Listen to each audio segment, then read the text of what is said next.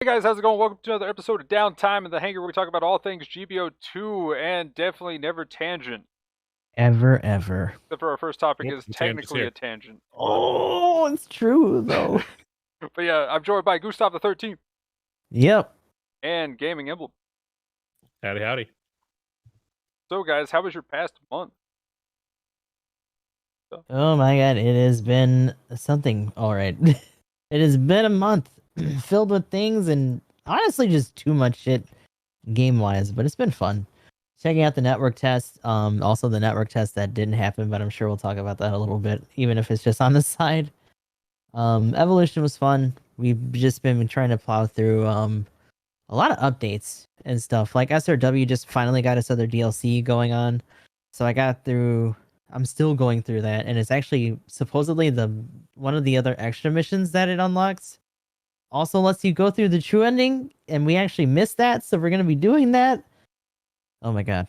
So yeah, it's been pretty busy. Also, Mighty Goose actually got a content update. So we did that the other day, and that was really fun. It's almost like all these things as like games as a service and like um what's the word? Like rolling content actually can be useful sometimes. But what about you guys? It's mostly just been games and work for me, so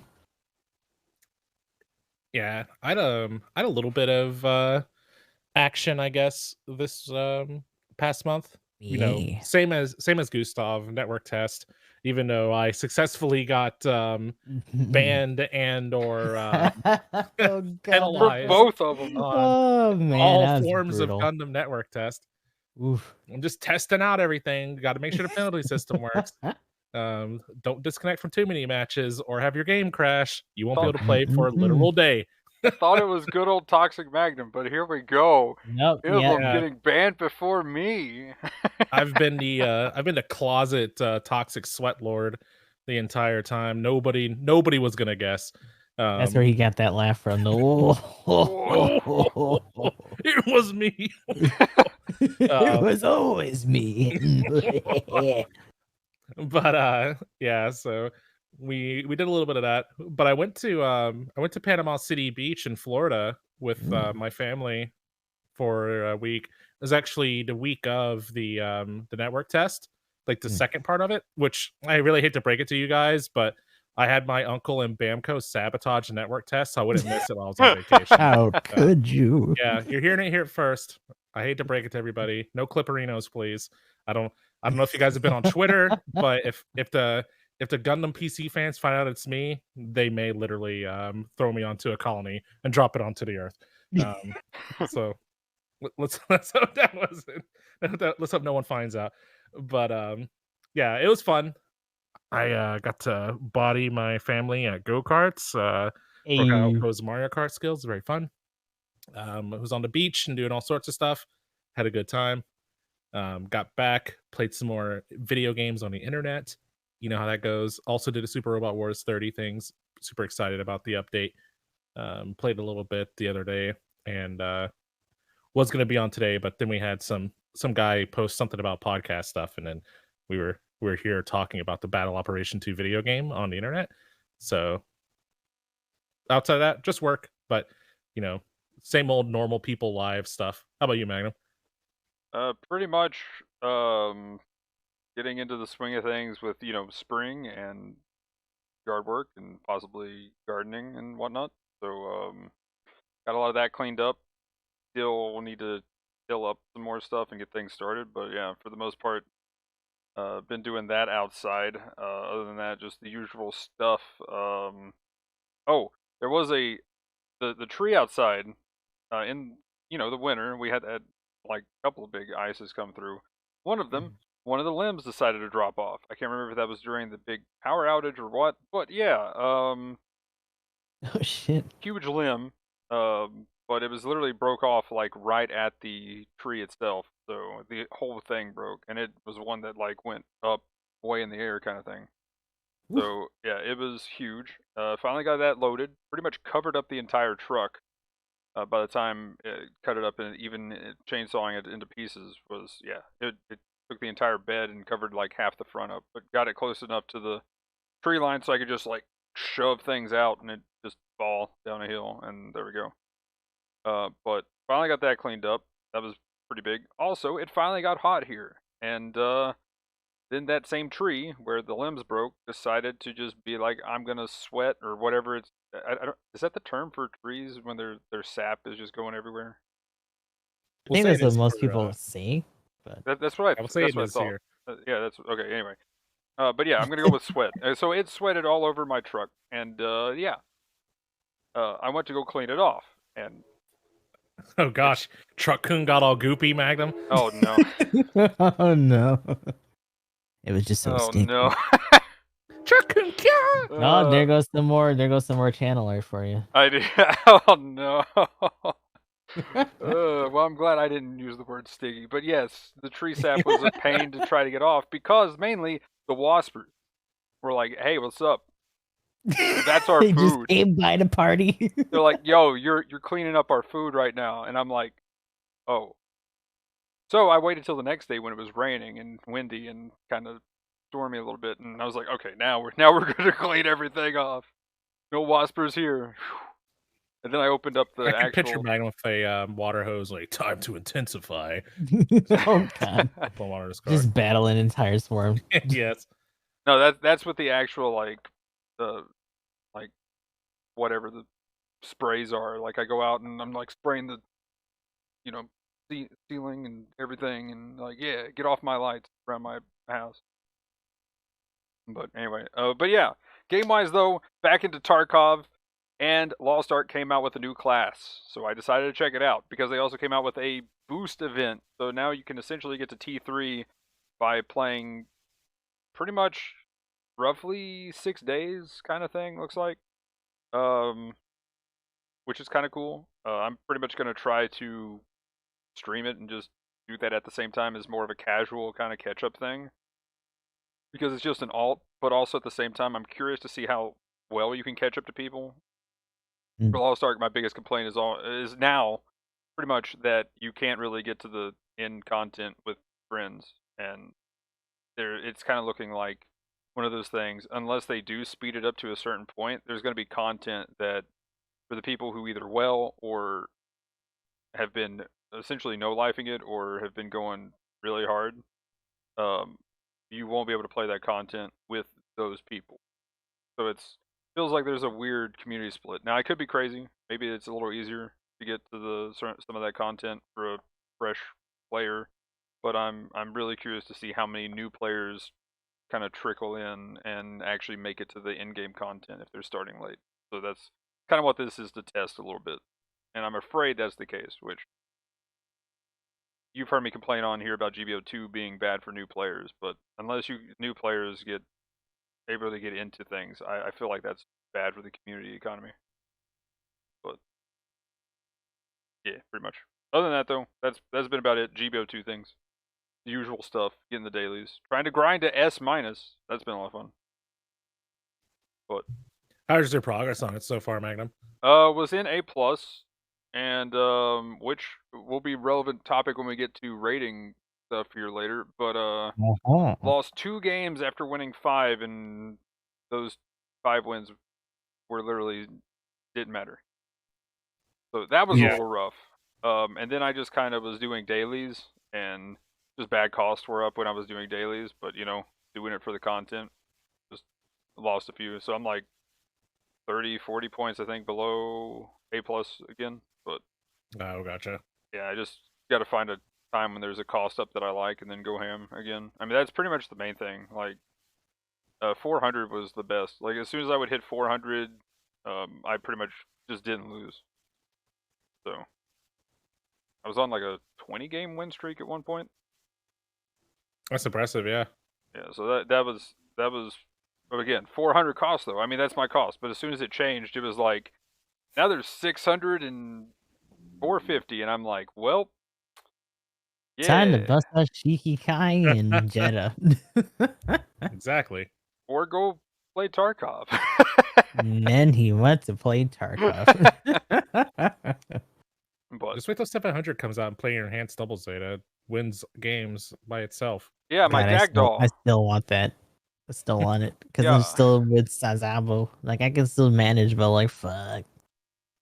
I will say though the Dagdog changes have been pretty nice, which we'll look at those again later. That's about the only one from the old notes that I was going to talk about.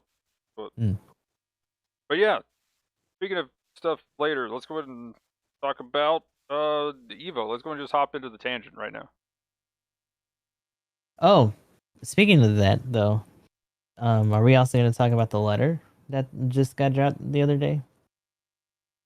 You talk about the adjustments. Mm-hmm.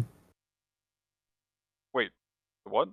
Which what? Where? For Yeah, there Gundam was Evolution? there was a dev letter about the network test and the fact that they're going to be doing unit adjustments. Right. Oh, If you haven't seen it, I can grab you a link. yeah. I can pull that up.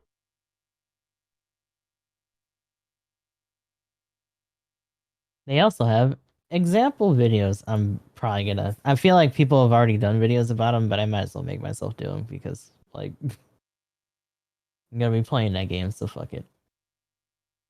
Yeah, I'm probably gonna be doing something on it with. I figured we got some time, so I've been working on one. But Like it's funny, like when I got the result, I was like, oh, I might as well do a video about that, and it was like, wow, people have already had them like hour one. That was like already 3 hours late to everyone else posting. I was like, okay, well, okay, before we go through these like 3 or 4 changes that they're talking about here, what do we think about the game so far? so far so good. That's also coming from me not having a lot of experience with other hero shooters though. Like I Mm. played TO2, which I guess some people would kind of consider sort of a hero shooter, but more so just like one of the team shooters of the day because it's still like more heavily just class based as opposed to individual characters. I played Overwatch when it was in its early beta and then never really touched it again. So without a lot of that kind of just I guess being desensitized to it, I actually enjoyed it quite a bit. Yeah, I'd probably say my experience is the same as Gustav. Like, um, initial impressions, it's fun and different because it's not something that I normally like play or do. Um, and I think they actually addressed it in the director letter. I would like to see the game when they start matching players more appropriately because I think they make a mention about how you could literally play against anybody regardless of skill or whatever. Which they did like a little tiny network rating system or whatever, but I doubt it was being weighed all that heavily, I guess. Mhm. So I would like, and it's probably still gonna happen, but I'd like to get to the point to where the matches are a little less one-sided. I think like they were sometimes during the network test. Um, so that'll be pretty good. But I enjoyed it during the time that I could play. Oh yeah, for Oof. me, my experience with this stuff, I've done quite a bit with like hero shooters and stuff. I did play a bit of Overwatch, like close to when it first came out, and then I played a little bit later when some friends got into it and stuff. So overall, though, I mean, like it, it is kind of that first-person shooter thing. As far as not having, all the abilities and stuff for the suits or all the weapons, lore-wise or whatever, did Mhm. feel kind of weird. But at the same Where's the time, gut beam on the Sazabi? Where is it? yeah, like that kind of stuff. Like it, It's it been did sealed it by did feel balancing. weird, but at the same time, I mean, it's pretty good. Like it's just the mechanics of one of those games, and it's definitely solid. Like I mean, with a little bit of balancing and depending on what they start releasing, that's pretty much my thoughts on it right now. So, main thing for me is it was just fun. Like that's the main thing with a lot of these. If you're having fun playing through them, I probably will be somebody who likes to try to climb on the ranked mode and Mhm. get up there. But at the same time, just being able to be with friends and squad up and Yeah, the squattery is such a huge like night and day difference between like this game and Evolution. Like I'm very glad that it's a lot easier to just play with people. yeah, that's been the biggest thing for me is just squatting up and having fun with friends and kind of just doing whatever. And it was so easy to do that it was just like, I was playing with some people in the morning, some people in the afternoon, the evening, whatever. It was just like rotating in and out. It was great. Like that was the best part about this. And I mean, it's Gundam themed, so I'm in. Maybe that's why it's just a little bit better. But the gameplay wise, it's solid. It doesn't feel jank. Like that's the thing. If they did like a janky Overwatch thing, then I could see it being like oof or a hero shooter, whatever you want to say there. But Hmm. I mean, the gameplay seemed really solid. The boosting was very interesting, like that you were just dashing, so the gameplay was pretty Everything fast felt very paced. fast paced. Yeah. Yeah, that was kind of interesting that it was like that. Um, Looks like they have some very high skill cap suits and then not so high skill cap for different suits, and it's each one has cool mechanics. So far, it's been pretty awesome. Again, I'm really curious to know their release schedule for new suits and see what they bring into it. That's kind of the next thing, and then from there, um, they're gonna bring out new content or whatever. I'm just curious to see what they do next. But it's a good start. Definitely a solid start, I think. Oh, did you guys do the what was it, the survey thing? Hmm. That was actually a little bit longer than I was expecting it to be. Yeah, I actually was recorded. I'm probably gonna throw that up at some point, but I did record myself going through and like actually filling that out. Hmm. So, but like I was not expecting the survey to be that in depth. With like how many or what series would you like to see? I was like, or what series have you seen before or whatever it was? I'm like, I'm pretty sure Yeah. this is saying what series would you like to see. When it said like your favorite series, I'm like, am I gonna say some of these aren't my favorite just to give a vote for? Just to be that guy. Oh I'm shit. like, I want this, this, and this in right now, so I'm gonna not say other stuff is stuff I like. But You gotta watch out. Don't throw votes into the popular categories. hey, man, I will say I want something from Wing and G Gundam in there. Like Oh my Absolutely. god, those are so many two. people were saying both of those. Mostly, you know what? I want those just so that people have them and they don't ask anymore. Yeah, I just want to see something from that, and then be like, okay, I'm satiated. We're good. I'd like some suits from Gundam X that aren't like the double X and stuff are cool, but it'd be cool to have like some of the other suits that don't get a lot of attention, like the Kublai knockoff. Hmm. They probably do like Versaga or something. Give me the chest break. Oh, there was some people saying Age too, which I can't remember if that one was on that list, but yeah, there was a decent list of different series. I was like, wow. Yeah, G Reco would be cool too. I wouldn't mind seeing some of those. Oh yeah. I'm a sucker for like the G Arcane and stuff like that. But yeah, what do you guys think about the maps and this, like the game modes? Hmm. Game modes are pretty nice. Um, I'm trying to think of what. Now I'm thinking about the maps. I don't remember what some of them were actually called. Fuck. Oh yeah, Yeah, I don't all think I I That's a remember remember is one any was problem. names. Flak, and that was one of the capture ones. That's the only one I Mhm. remember. There was like thermal plant or something. That was the one with the 3 points, A, B, The and ones C. for domination were actually pretty good. I didn't mind those as much. Some of the planning maps were a little rough, but overall, I felt like the design for most of them were okay. Do I kind of want some more variety? Sure. Mhm. Hopefully that'll come with time, but for what was essentially just like a beta or like a network test in general, not bad. Yeah, and as a casual player, I do feel like on one hand it's kind of frustrating, but the other time, at the other hand, I get it. I like that there were kind of like multiple ways to get into different areas. Mhm. Um, Kind of in most cases felt like it helped reduce chokeholds. The only like it's off the top of my head, the big ones that I could think of were what's the one map where you're like on the moon or whatever, and it's one of the planting missions, but the attacking team has to push through that big gateway to Oh get yeah. to the capture point in the back. Like that's one of like the more major chokeholds I can really think of off the top of my head is that gate for like that's going into the base from the attacker team spawn point. It was like the more choky spots that I could think of because even the outdoor area, I feel like it had enough lanes to where it didn't feel quite as forced into one spot. Are you talking about Like where the that. front capture point that then lets you branch out, was that like right there in the middle? Or I don't know, but like, so you get out of your base. It's like a outer space kind of setting, and you go from your base to the defend point, and it's got the big gate with like the window just above the big gate. So it's like technically two entrances if you can like fly or whatever. oh, okay, But that one. So like where it went up a hill if you went right, and then kind of yeah, around and down if you went left. hmm Oh, that You one. might want to try to keep this to just the note itself then.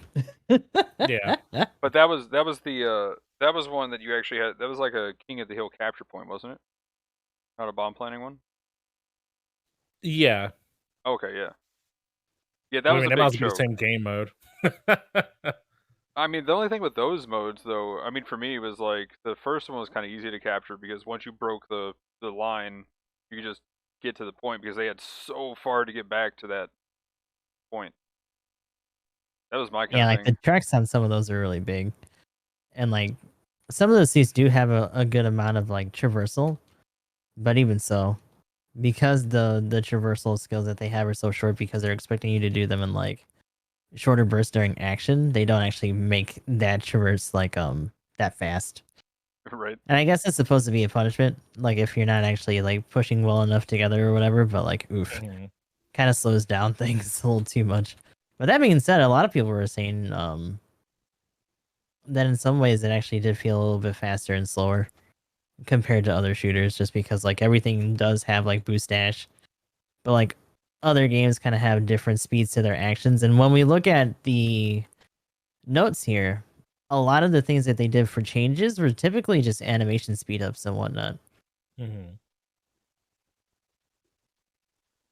Which I So was pretty happy about it. All the stuff they changed, like the Marsign of Turn A, were definitely things that I complained about during my Mhm. playtesting with it. So okay, so all I saw here was okay. Turn A and Marasai was like okay. So Barbatos, was there anything up at the top really that was just hello, thank you for testing and whatnot, and that we're changing things?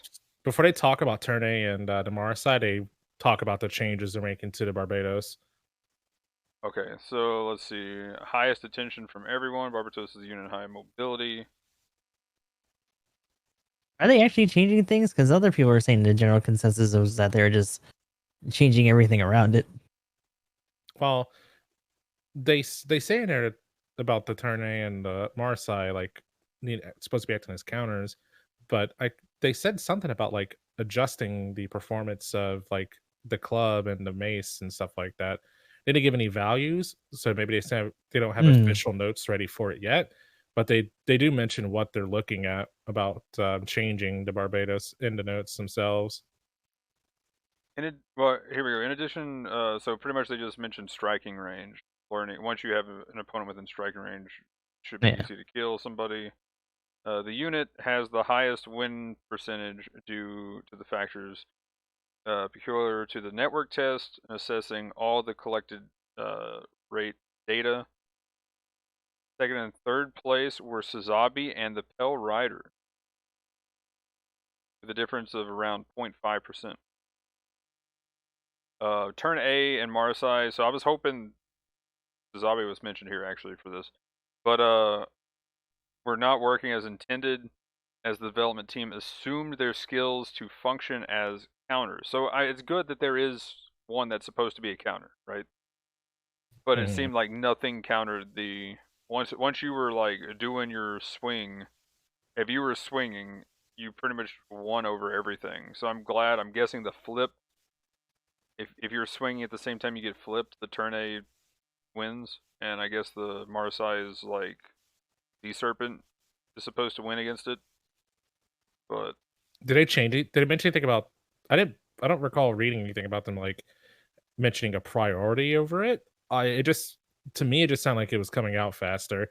Like they reduced the stupid like hug stance and made it seem like more of just when you touch them, you just fucking throw them. and they reduced the stupid wind up on the Sea Serpent. It's like the big changes to me. I'm not sure what you're talking about with that, at least from what I saw. Oh, okay. Well, I mean, this is just under the Barbatos category. It says that they were not Mhm. working as intended, as the development team assumed that their skills would function as counters to the Barbatos. Mhm. So that's Right. what, so like, Yeah, not with how zippy that fucking thing was. Yeah, okay, and to maybe that's me, what they mean that is seems just like like why the that's why if it they hit. made it Yeah, quicker they to come thought that out. it was effective enough, and that's again, Oh, that's okay, why that's what they they're saying. sped a lot of Gotcha. them up. Is like we thought they were gonna be good enough, but because it was just outperforming most of the animations, it just wasn't happening. Mhm.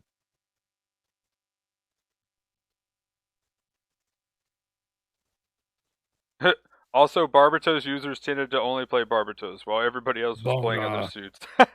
bonga. I love that is the second point. And then the third bullet point is the rate distribution was random, which okay, uh, allow players with high skills to bully low players. Well, the funny thing is if you immediately gelled with Barbatos, like most of the dailies involved you using it in one way or another, or at least Mhm. one of your three. So you were pretty much eating well on those too. So it's not like you weren't doing other stuff while you were playing it either. Yeah.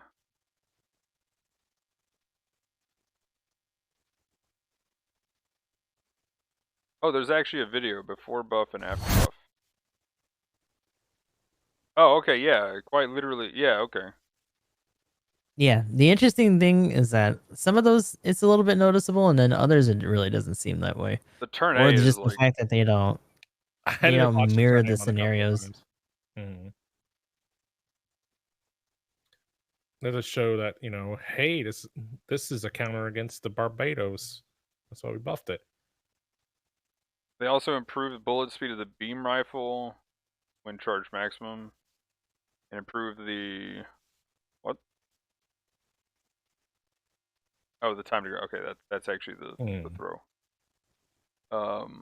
And Moonlight Butterfly should be easier. That's funny.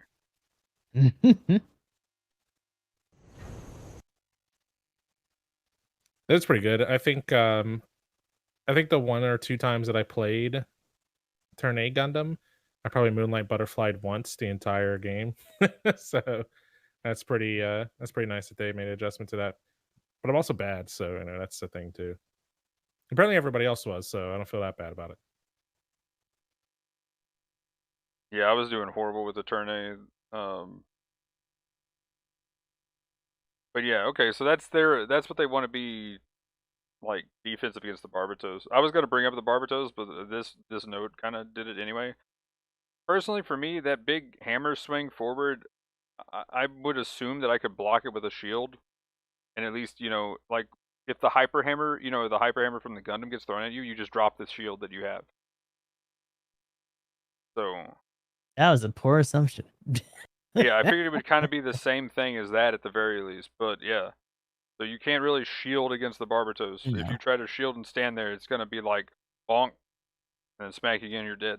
Which, yeah, it's kind of funny because like GBO2 has already kind of predisposed me to the idea of like shields aren't that useful because we already have heavy attacks that go through them. Sometimes if you don't actually have shield mastery, they can also be a liability. So like having several different classes that are like, no, this is actually a skill and it actually is going to like absorb and be like half of what you do. It's like, oh, okay.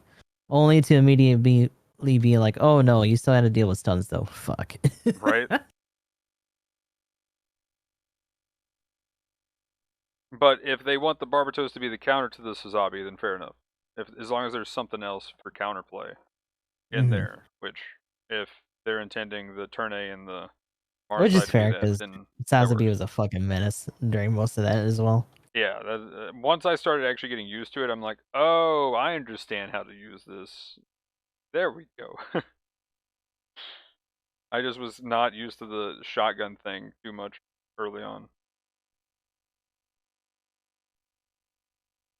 But yeah, the GM Sniper 2, what do you guys think about that? Did you guys play that much? No, because I'm trash at shooters, lol. Did you play much Emblem? Oh, sorry. Repeat the question. GM Sniper 2. Maybe once. Yeah, I think I literally played it once. I had shot a couple of dudes. It was neat. So literally, I'm just kind of reading this, and Mhm. I played it quite a bit. Um, is a unit that has an ability to defeat a unit with single shot from long distance. Due to this, it has often been the object of discussion where the influence of one shot tends to be big. First of all, I don't intend to change the concept of GM Sniper 2, which can defeat most units with a single shot by critical hit. This is by design. Okay, that's pretty much if they were what they thought about it, because I think it's one of those things that as soon as like any of these snipers and these hero shooters specifically, as soon as they get rid of headshots, like one shotting, unless they come up with like Mhm. one or two tank suits that are going to be able to survive it, as soon as they get rid of the headshotting, it's like they're just bottom tier at that point. Yeah, Yeah, because just there's no point in trash. playing them. Um, What are some however, examples of them having done that? I think they didn't they nerf like what's her name in Overwatch once. Can't remember they. Oh, Yeah, I mean it's been Widowmaker. a The long. Yeah, Widowmaker? Widowmaker. Yeah. I think she got hit once as just like one right off the top of my head, and they were like, Did they ever roll that back or? yeah, I think so. But I mean, again, it's been a long time, so they could have went all over the place since then. Yeah. But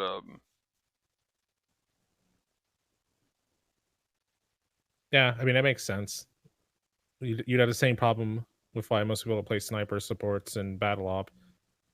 So The fucked up thing in Battle Op is if they really wanted to go there, it would just be you hitting center mass because you're just gonna be hitting the shoot the cockpit pilot. area. so am I crazy? But this okay. However, hit scan immediate shooting.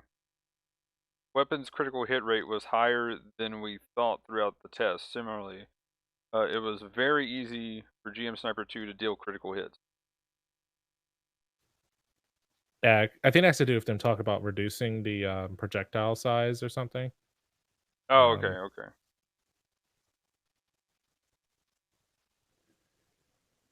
Oh, okay. There we go. That makes more sense. I was trying to make sense of that. I was like, wait a minute, is there like an actual crit chance in this? That what? I thought it was just a headshot as a crit. But which Yeah, those are the crits. you can't get with the gun tank. Nope. And Can't yet they were headshot. having that be critical kill finish dailies. I'm kind of hoping that they realized that they were doing some weird shit like that, and that they actually just quietly fix it if they're not going to address it directly. Yeah, I can't remember if that's something that I actually typed in the like. Did they have a box where they were like, any other thoughts? If they Yeah, did, I'm there pretty was sure that's towards the something I end. added. Yeah, I'm pretty sure I was like, take the gun tank off the crit chance quest since it can't crit. Yeah, but or I put it somewhere in there. Goofy ass shit. which we're talking about a little bit in chat, but maybe adding make it to where the sniper rifle kind of has to charge the fire. It makes sense. Where because like the example that we're talking about is like in TF2, a lower charge or whatever, or like less time scoped up will one shot most of the lighter classes, but you have to charge longer to be able to do more damage. So maybe make it to where like you can't just scope up real quick and fucking own the Sazabi or something like that. Maybe a possibility. Something they look at down the line. Yeah. We'll know what's good when the Sniper 2 becomes the Sniper Custom. Right. You can't charge a ballistic gun, but we got this beam rifle. Or the gunner gun. It could Having be extra sub weapons would be neat too, as opposed to just only having like that and like skills. Yeah, I was curious to see how much straight up just like one weapon, couple abilities this was going to be. Because I didn't you think really adding pay attention. melees would help to like other suits? Possibly. Yeah, that would be curious if they do stuff like that. But Some of those beam sabers are going unused. I mean, that is the That thing. would be Like, nice. Give us a melee button, I beg. I'd like that. I'd probably just go running around like punching people with a sniper. I'm a sniper main. Yes. But No one shoots anyone anymore. They just go around knifing people. What's the point of shooting guns in a FPS? Imagine trying to shoot people in a shooter. Bunga. Right, the Barbados has already proved it as irrelevant. Yeah. GG. But yeah, anything else with Gundam Evolution? Yo, get my shot stop coming to the right. Oh my god. I think I'm good. I'm down to talk about the GBO2 video game in our Battle Operation 2 podcast. Yeah, tangent done. Yay, we're done. That's it, everybody. Have a good night.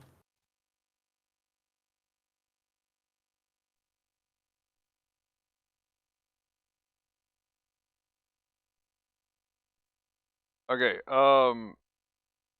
so network test things.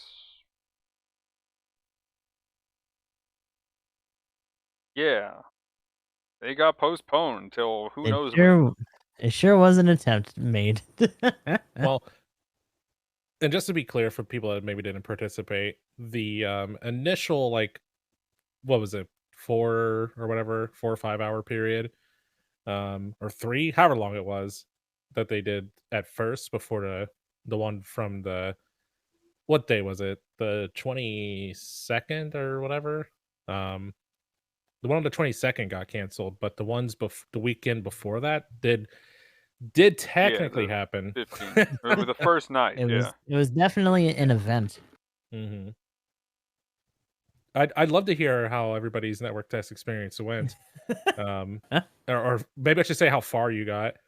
I think the meme failed to save abort. Yeah. Which is pretty good. Yeah, pretty much. Also, like, barely got through any of the tutorial into the base camp. Like, by the time I hit base camp, they had already given up the period and it was done. Oof. Yeah, I got through. Yeah, I think I got to base camp save boss, and I was still trying, and someone said it's been canceled. I'm like, what? No. And then I was like, wait a minute, don't we still have an hour? And then I saw a thing saying like, we'll be trying again tomorrow. And I was like, oh, whoop. Oof. But yeah, I was able to actually finish everything up and do a 10 spin, or whatever the first spin was, whatever single or something. But I was actually able to get into lobbies and attempt to connect other players. But the closest I got was, I eventually got to the point where I made custom lobbies and just did them as 1v1s. And we could get far enough to get past suit ready up and match start. But I guess the game saves, which makes sense, but the game saves before the match starts, and you literally couldn't save. So they just had to back out. And if you back out, they consider it a dodge. And in battle operation, if you dodge enough, you get a penalty. Yep. So yeah, that was pretty awkward. I'm curious to know why they postponed the second week specifically. Like, I'm curious if they still didn't fix the first issue or if they found more issues. Yeah, and I kind of wonder too. They talked about the server load or whatever in the tweet. So I do kind of wonder, like, was it just harder? I don't know how easy it is to get more server capacity or whatever. I kind of figured you could just pay for some or something, but maybe it's like move infrastructure around or something. I don't know how that works, but obviously there must have been more to it than just take my money, give us more server space or something, right? It also so depends on how they were like allocating the database for like player accounts. If it was literally there was just too many people playing, they could have just, one thing that happened was my name got taken, and I was like, wait, did somebody? I heard, but then I was like, wait a minute, and started. Well, somebody else. Well, I think it was Casa that actually had the same issue where, but he put his name in and it got accepted, and then during the tutorial thing, completely just crashed, and loading back up. he was then had to make a new name. So I think what happened was my game technically crashed, but I just did the thing of, do you want to close program now or do you want to wait? You're doing the moment to be back. And that was right when I hit enter to make my name. So I like how when Gustav steps away, he ducks down. yeah, I was hilarious. like, I was like, man, I usually stand up. Gustav got like crawl under his I was desk. like, woo. Periscope down. I'll be back. I need to go bail out the engine room. The stupid charger for Taking my tablet over here keeps coming undone. I gotta like crawl under my desk for a second. Like, come on, just Oh, get okay. connected. Hold. But Sorry, Magnum, what were you saying? but yeah, I think when I hit enter to save my name, it was like because nothing else popped up and it didn't say it was already taken or anything. So I just kind of was like, oh, it just crashed. But I wonder if it accepted the name, went to try to load, crashed, and then because it re-brought up the same screen as if I didn't put a name in at all. I was like, oh, that was weird, and then it wouldn't let me do it. So I'm just wondering if like it tried to save it and then something broke with that, which Probably. yeah. So there was something happening between either communication with their like saving server, like their database. So it could be there's a few different issues that it could have been. I'm just curious which one it is specifically, and depending on which one of those, that's why I'm like, if it's the easier thing I'm thinking of, then I'm kind of more worried. If it's not, then they're probably still working on it and trying to actually get a good fix for it. So, working out the kinks now, fair enough. But if they,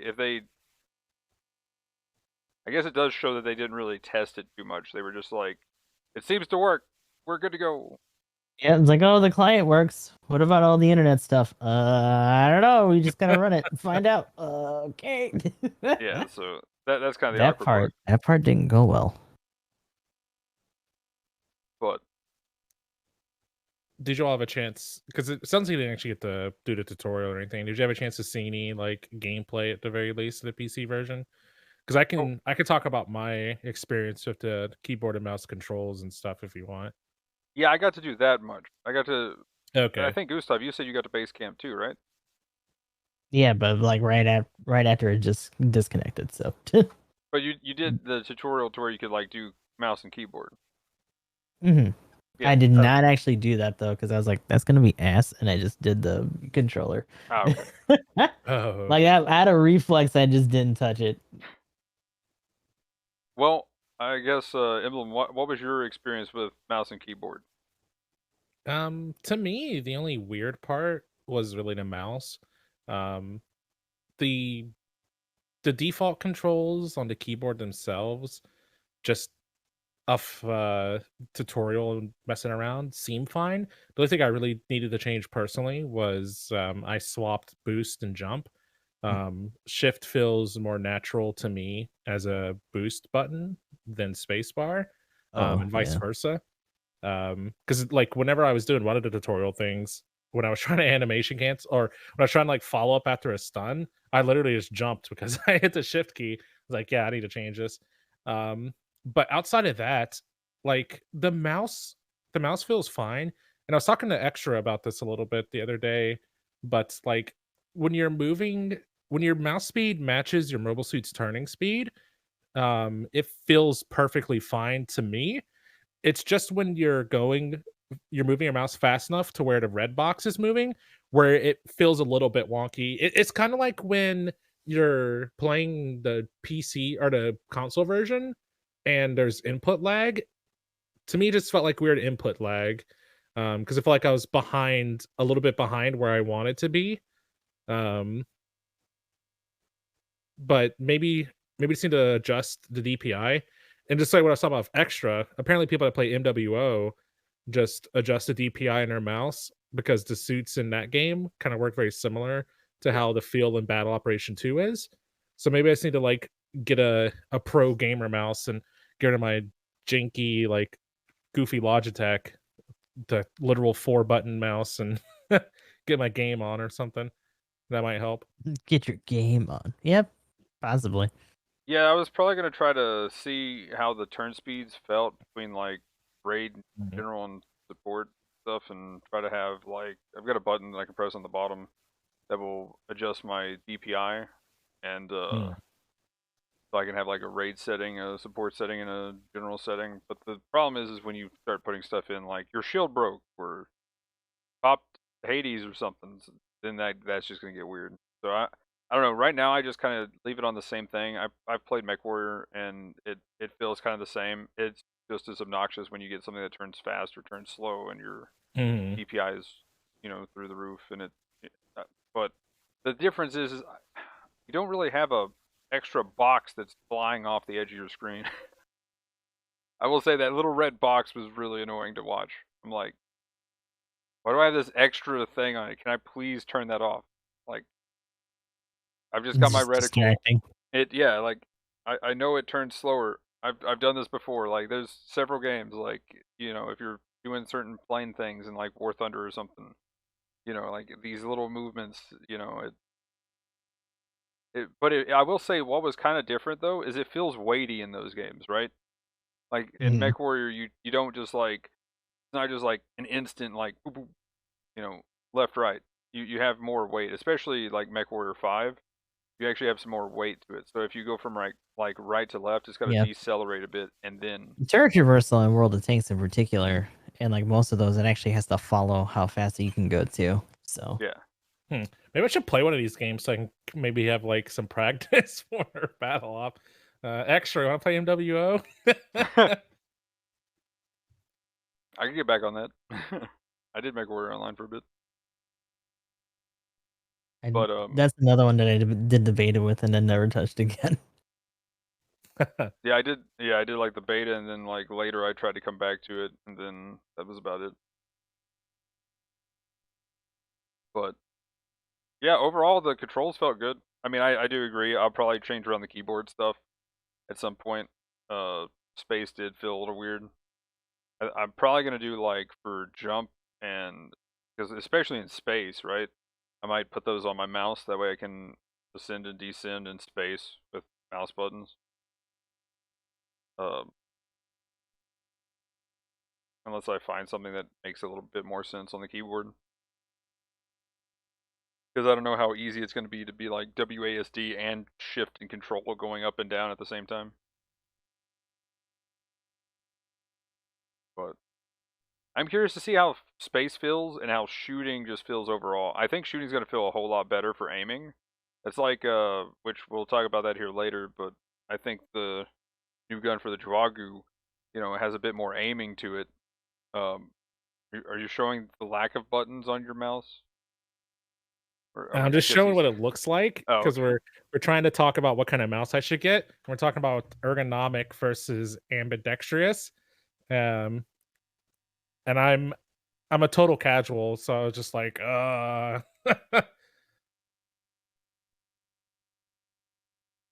But yeah, I used to run the Death Adder. Now I'm onto the Viper because it's got crazy bowling rate. So for shooters, that's pretty nice. I could definitely fill in Tarkov. The difference between the two mice is pretty noticeable. But yeah. Moving on. Yeah. Let's see. Anything else with the network test? Talked about the controls. It's a shame it barely existed. I barely knew you. Yeah, it's definitely one of the reasons why because I've seen people making like videos and stuff to help new players out, but I almost think it's a little bit too soon because we have an idea of the starting point at the network test, but all we can really do is just do a little more than speculation, right? Yeah. It's because we still don't have a firm idea of what all's going to be in or if this is pure like doing it for the content range right now still. Oh sure. Yeah, I started one for tips and tricks for beginners, but the thing is, it's like part 1, and then I'm gonna do like a part 2 instead. You know, just like the obvious, like go do Tinda for the actual tutorial. Head pats only, Magnum. What? You said go do Tenda. Head pats only, Magnum. Calling the police. Yep. Got him. He's right there, guys. Officer. That's him. Oh my goodness. Talk to the nice lady that does the tutorial missions. Moshi Moshi police desk. Ugh.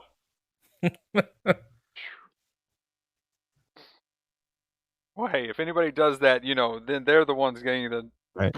FBI open up. Okay.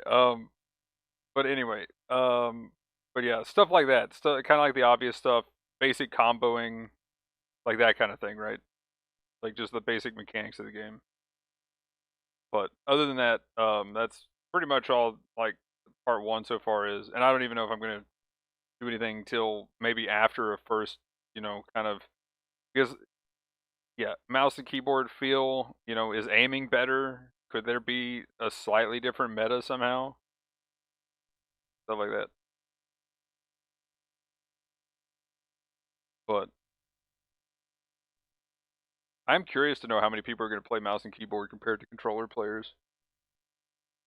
I feel like there'll be some who do it for the memes and others who will just find a way to be absolutely like cracked with it, but like overall it's mostly going to be just like game controller of some sort. I have had people come in. There's actually somebody yesterday that was asking. This is actually not a PC related question, and man, you might be able to answer it. They were asking, do you still stream the game through the remote play on your desktop or whatever? Yeah. Okay, because they were asking if the PlayStation controllers work when you're doing a remote play or whatever. Yeah. And I told him, like, I'm pretty Hmm. sure they do, because that's how Magnum streams, and I know he uses the controller. So, and I believe on Steam you could just plug the PlayStation 4 controller into your computer, and it works, right? Sometimes depending on the game, you might have to get rid of the PlayStation tag through software, but Hmm. yeah. So some games it won't actually find it, but if you just, there's Gotcha. a few programs out there that are pretty quick. The one I use is like PS4 Windows, and you just get rid of the Okay. DualShock tag. So it's just like you've just got a random gamepad plugged into your computer now. So that's how I do the push to talk at the same time. But yeah, I mean that's how I do it, remote play, and it works just fine. A little bit of lag, but I'll take it.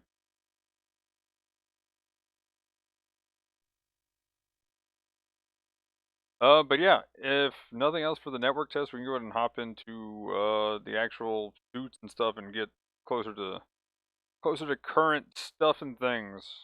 But They're yeah, so close. Ugh. I can't wait for the actual network test.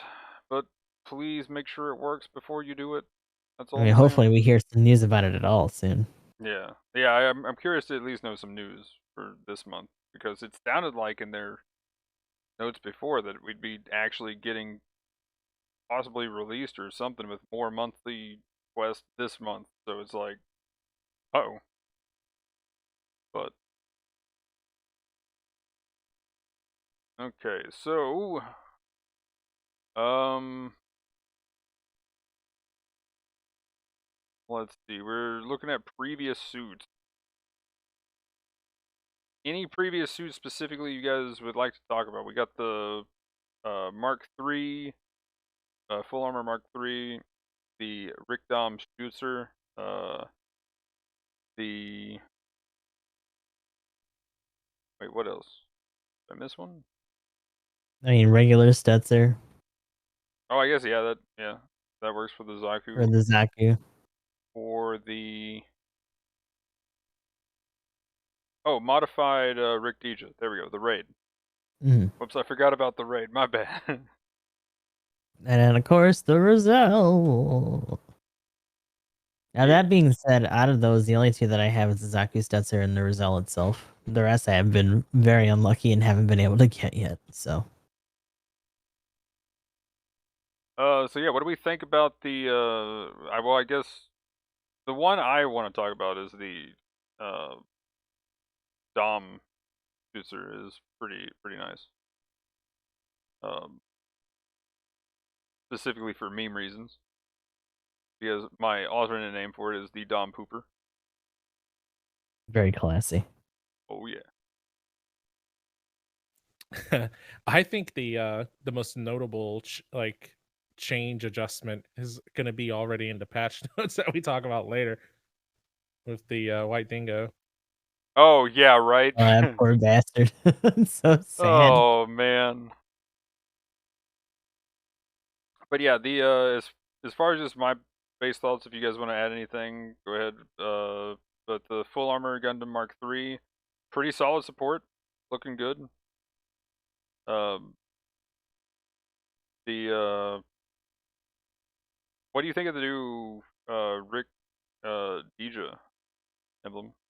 Did you get that at all, or Of course not. Reap? Yeah, it looks really cool. Like it seems to cover the bases on like what you need, multiple stuns. Um it had like the usual defensive skills for a raid. It seems good. Um I believe it has, I think it had multiple melees. I have to look again.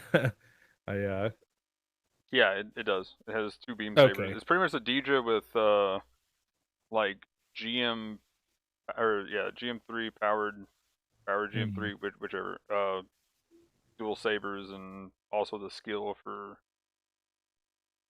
tackling and then meleeing.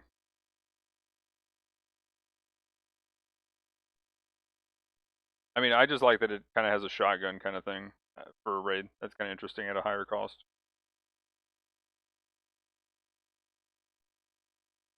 But other than that, we have the Stutzer, both Zaku 2 and the Dom. Zaku 2 was in clan ranked a lot actually.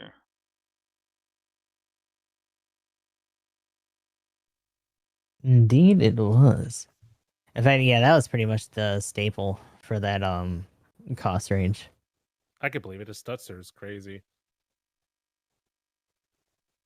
The Rick Dom Stutzer as well is pretty insane actually too. The mines are like, what's really cool is I saw a video of somebody getting like top of the boards and clearing it with not using a single bomb in the game. So that's pretty nice. Like it's just got a nice base kit, or if you want to do its gimmick, which is what I did, um, I still cleared the board. So I think there is just like a really good set of people who are just kind of ridiculous with DOMs or Scooty types like that. So like having extra tools and stuff just made it all the better for them. oh yeah, the punch is insane. The bombs, like what's really cool is if you have somebody get down next to a wall, you just go Mhm. right next to that wall and just poop out bombs, and Yeah. that's 2 to 3,000 per bomb just coming out, and you're just like boom, boom, boom, boom. You know you can't stun your teammates. You know it looks a little weird just to be like I'm backing into this wall right now, but it's crazy damage to raids. And what's really funny is if they decide to swing at you or anything, you just pretty much make them run away. Is the best part. So like I'll if I downed a raid, I would just switch the bombs, and as they're standing up, I would just put the bombs all around them, and so they'd be waiting to hit the ground. And if they tried to swing at me in response, they just died. It's like okay, you get to melee me once, but you did. That's all you're gonna get. You know, you can't go wrong with Rocket Punch. Yeah, and then the rocket punch is amazing. But yeah, just the bomb thing. I definitely wanted to just point that out. Being able to just maneuver armor, boost, leave some bomb trails. Though it was really funny watching people put bomb trails out when they're the one leading the charge in like the NASCAR meta, because like their teammates were just running into them and just blowing them up. So you know they weren't getting left behind. So oops. But especially during the week that was the main suit, it was pretty hilarious watching 3 or 4 of them on a team just dropping bombs all over the place. Like, I would see them floating, I'd be like, was that my teammates or was that the enemies? Well, I'm about to find out. Boom. Okay, that was Yeah. the enemies. Everyone chunking my health. My bad. And that was a rough week. Supports needed to have poop bags for their leaky generals. Yeah. Gotta Oh clean up my after those god. things, man. Gross. Let's take it a drink. Ah. Magnum was a prime offender. What? Yes, he was. I don't. Then he I was don't. doing that during. He was shitting all over Yeah. during customs and I don't, saying I, Oh yeah. I don't know what you're talking about. disgusting. I love that suit. I will say that's one of the most fun suits I've played in a long time. But My suit is here. Bring me my brown pants. oh man. But yeah, I love like just waiting around the corner and just popping out bombs, and then like the raid or whatever comes at me, and I just like dodge roll away, and he's like, "Oh, I got you now!" Boom, and he runs into all the bombs and just explodes. Good, real good. Or he just walks around them, and I'm like, "No, you were supposed to walk into. I laid a trap." I think we just need to make a petition. Speaking of mines, just make the Gin mine a missile or like a bazooka, please. let's just cut all the cute stuff out. We're not gonna give it force injector. Let's just turn the mines into a bazooka. Yeah, that'd be nice. Yeah, let's make the suit playable. Or at least turn the Stun fucking rate. nail missiles or whatever into like a shotgun or something. Yeah, or Ooh, some kind of yeah. stun rate. Something like Because in every other game they come out all together. Oh And yeah, they come that out makes sense. rapidly enough to like accumulate stun. And I think they tried to up the threshold a little bit, but it just wasn't enough. Yeah, they could just make it the G line shotgun. Like it actually would be a lot better because you stun a couple hits. Hmm. I think people actually play the suit outside of PvE at that point. But I digress. That's just something else.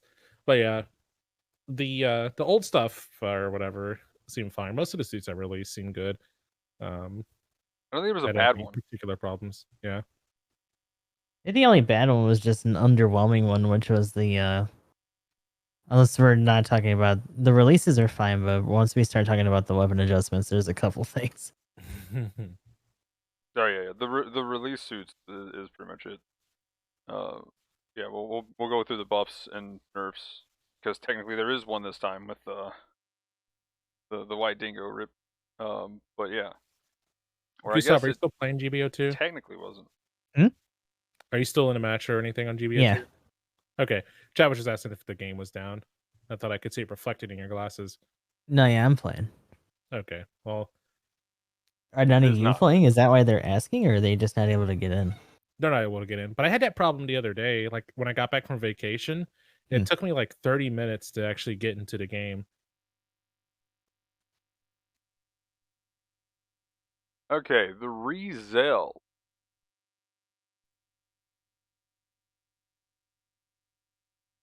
Gustav, you actually got this, right? I did. So what do you think of Not- it so far? It's kind of so. I feel like I need more time with it, to be honest, because like it has a lot of kit on it, and the fact that it has variable fire between like its shield beam and the other stuff when it's actually flying is really cool. But I've also been running the Shiki Kai really hard at its cost, and I feel like in a lot of situations, I wouldn't say that does more by comparison, but it still feels a little bit more put together, and just the combos and things that you have to do are a little more obvious. Because even though I do like transformables, I haven't done them as often. Most of the main, more, I guess, not necessarily meta, but just the things that I'm more used to running all the time for like rated and stuff really don't involve stuff like that.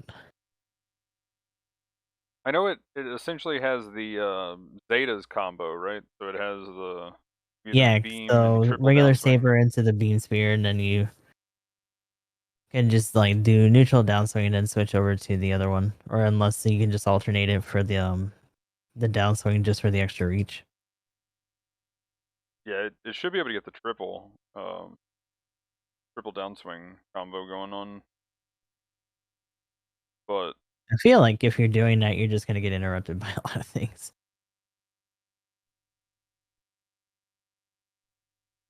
it feels very Zeta though. Just kind of. It's interesting because at least the night of, there are a few Zetas getting busted out. I don't know if they're just trying to out Zeta that suit or something. It's just like, all right. Their role was being threatened. I've heard people saying it's the better Zeta. That's what. Yeah, that's what I was kind of curious to see if any like Zeta mains were like. Is this just a better I would Zeta? assume that like this is just like a better like Z2 as well. Not that that's hard, but like I wouldn't really say that I've seen a lot of Zetas actively being used either. Hmm. Yeah, that's true. Zeta's kind of disappeared a lot of times. As far as the like weapons though, just comparing the Zeta, like the arm missiles, you stun in 2 rather than all of them. So 2 instead of 4 shots. They're exactly the same damage for base damage anyway. Modifiers, I think the Zeta actually has more. You have better beam defense and melee defense, which is what a lot we have these days. You're only 4 ballistic below, I think 500 health below base of a Zeta. Both technically have a shield. Can't remember. I think they're both the same health though. The Zeta has a little bit less base movement speed, but faster high speed. So the only thing is, it seems like it has better just base damage. With everything else, they both most of the weapons are pretty much the same damage, so that's not that big of a deal. But you have an extra weapon, and I think the arm missiles being easier to hit makes it a whole lot more consistent. So just on that alone, and just the standard combo you would do with the Zeta, I think you can pretty much do that. And its transform mode, I think, is a whole lot better because your shot actually just straight up stuns rather than being Oh yeah. either the main beam or a pew pew laser. The fact that both of them stun and then you get like a 3 burst on the charge for the shield that all stuns, like that's nice. Yeah, that's why I think it's kind of better in that regard. And it can actually fly for long periods of time, unlike the Zeta that, just gets around a little bit and then you got to get back out.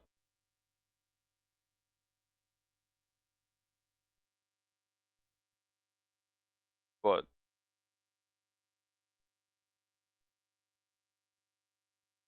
that was pretty much my take on it. It just kind of looks like a better Zeta for the most part.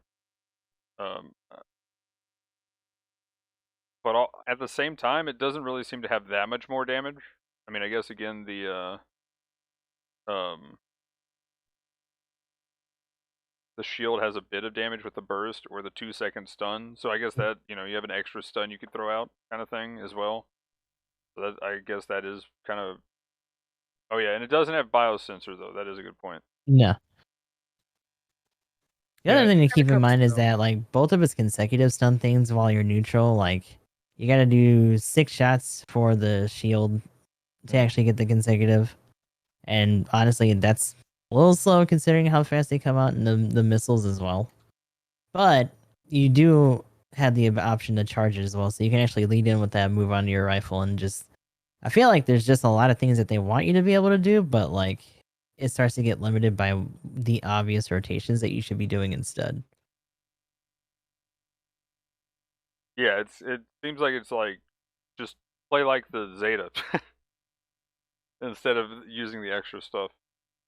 I am curious to know what the damage is full charge, but you said it Or was what? 6 shots to actually get a stun with the Just the burst. If you're doing the yeah. actual like stun or just the full charge, and it stuns anyway. So, and Okay. it's actually the charge isn't that slow, or isn't it?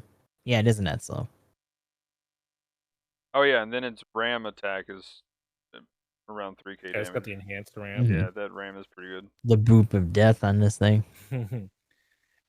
I think if it kind of feels like it'll be doing kind of like mid range, just kind of like stun loops on you, which isn't necessarily a bad thing. But I think it looks fine. haven't had a chance to play against it too much just because Banner Night and responsible bedtime and work and all that good jazz. But the suit looks pretty good to me. I think we'll definitely see more of it for sure.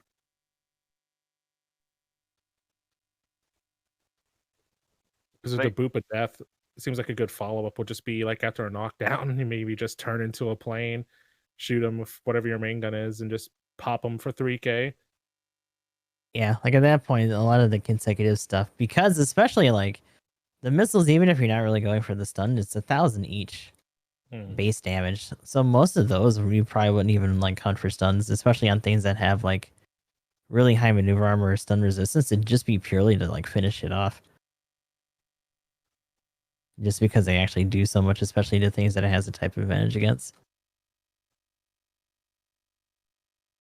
I would say this is kind of better with the build-up stun at hunting down raids than just the Zeta too. I wouldn't count on those to do it too much. Well, the Zeta wrist rockets can stop anything that doesn't have damage control. Well, this is too, right? Oh wait, no. This is a 2-shot, but it's... Does the Zeta go to... Wait, Zeta's 35 per missile, right? So you only have to hit 3? Or is it 25? I'm gonna have to look, but I think there's only 3. If I remember right, there's only 3 in the arm grenade, and if it fall 3, you do enough to stagger. Is it 4? Oh, okay. Yeah. I could look real quick. I can't remember off the top of my head.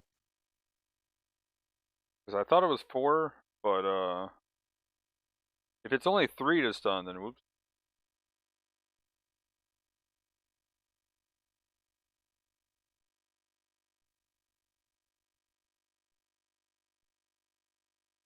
Okay, it's 45%. Oh, okay. Well then, yeah, if you hit with all 4, then you actually have enough to take out damage control 1. And 2?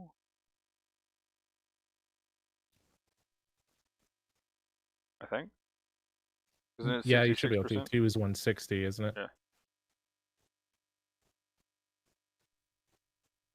So that's actually pretty good. So it still has that over it. I mean, if you stun in 6, then it has the actual other beam. Obviously, you're shooting 2 and then you swap. That's a little much. But if they're not aware of you,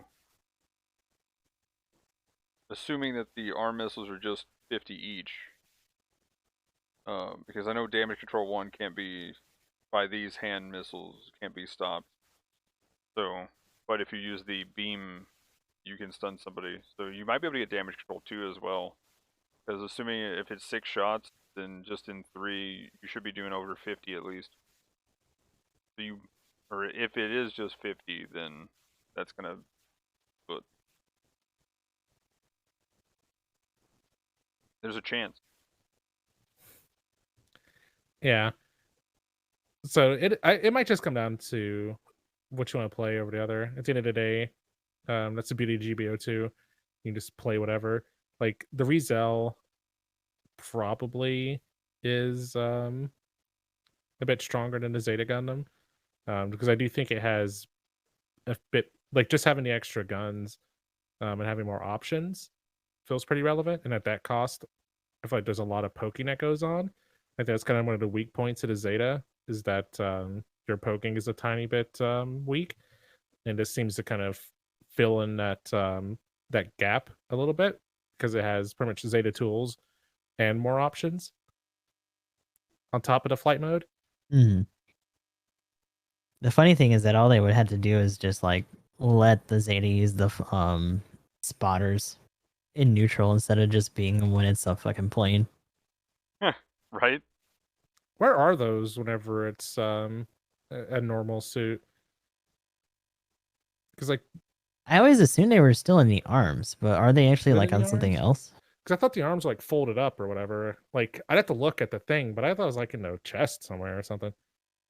I know in this they are in the chest, or they're in the center, because you can see the hands in the animation and stuff. Yeah. Sure. Yeah, because I thought, like, you know, when it's in Wave Rider mode, there's like little flaps, and those come out of the little things on the side or whatever. If you can see my hand motions giving it, saying exactly where it comes from. Where's my? I need a Zeta model kit. I'm slacking.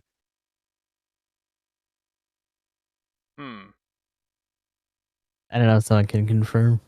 Or Either not. way, though, I this can is try to take a look. one of those things like, Double Zeta finally getting its cannons kind of situation, maybe, Except that a whole ass suit. right? Let's see, we're gonna add Zeta. But I don't know. I was curious to know if this was 50 above. I forgot what the base cost of the Zeta, and then I realized this is the same cost. I'm like, Oh, okay, yeah, it is. It's the you know how other Zetas have the lumbar beams or whatever? Mm-hmm. It's like that. It's still in the flaps, it's just that when it's neutral it can't flip them forward. oh, okay. Okay, that makes sense. So it's only in the transformation mode. That makes more sense. Okay, that works. That checks out. But if we want to add another weapon to it for balancing, I That'd think be it's amazing. we just have Just it make spawn those out of movable. Oh my god. just have it spawn out of its chest, just center mass. Well, no, I'm just saying, have them be able to flip forward like the other ones Oh yeah, do. there you go. Our other option is we had our pal Leona make some adjustments to the suit. It's almost like we have specifically a Hangar that is always adding things and actually still can have OC suits. Yep. That's the Right? beauty of it being a video game. Espionage works miracles on suits in Super Robot Wars. Let's get Leona to Oh work. my god, that man's a fucking monster in Super Robot Wars. Oh, Jesus yeah. Christ. Oh, there's a noticeable downside to your suit. Let me just fix that real quick. I think the only time he's ever particularly been stunt is maybe with the black hole engine and then what was it, Bottoms? Just because his suit was so fucking scrat. Cheetah goes like, I don't care. Let's pilot whatever. Yeah, dude's a wizard in Super Robot Wars, man. Like, Astronaut probably could have made suits himself. Like, oh, you got to control gravity or some shit. Like, give me just 1 second. Well, you don't have to worry about losing control of your suit anymore. Like, what did you do? Like, I think we got a grav engine in here somewhere. Don't worry about it. let's put some spit on it. Yeah. I ain't got no gas in it. Come on, Leona. As far as skills, I guess to mention those, I kind of mentioned the stats. Part slots 15, was it 19 and 10?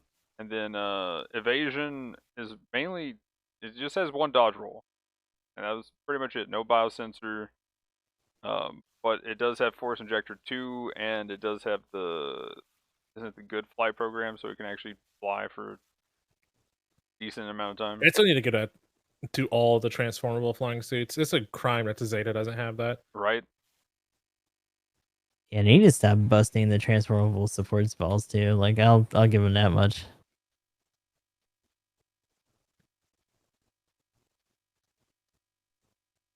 But yeah, overall seems to be pretty solid.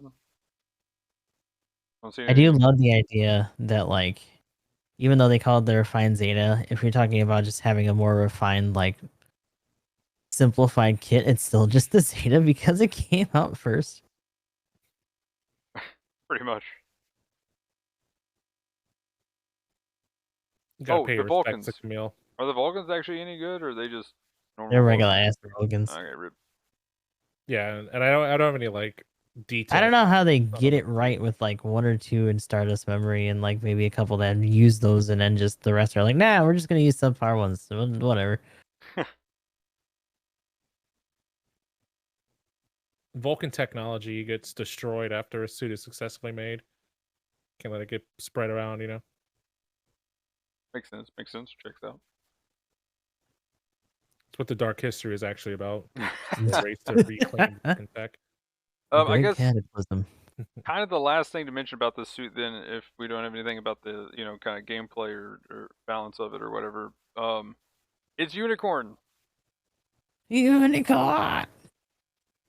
And I mean, I think we've got other unicorn stuff probably at this point for sure. I know obviously the really early ones that people like to pick out, but yeah, I think this is a big sign that unicorn is coming for anniversary.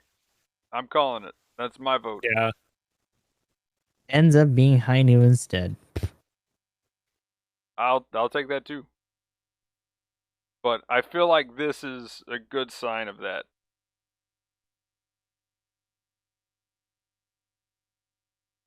But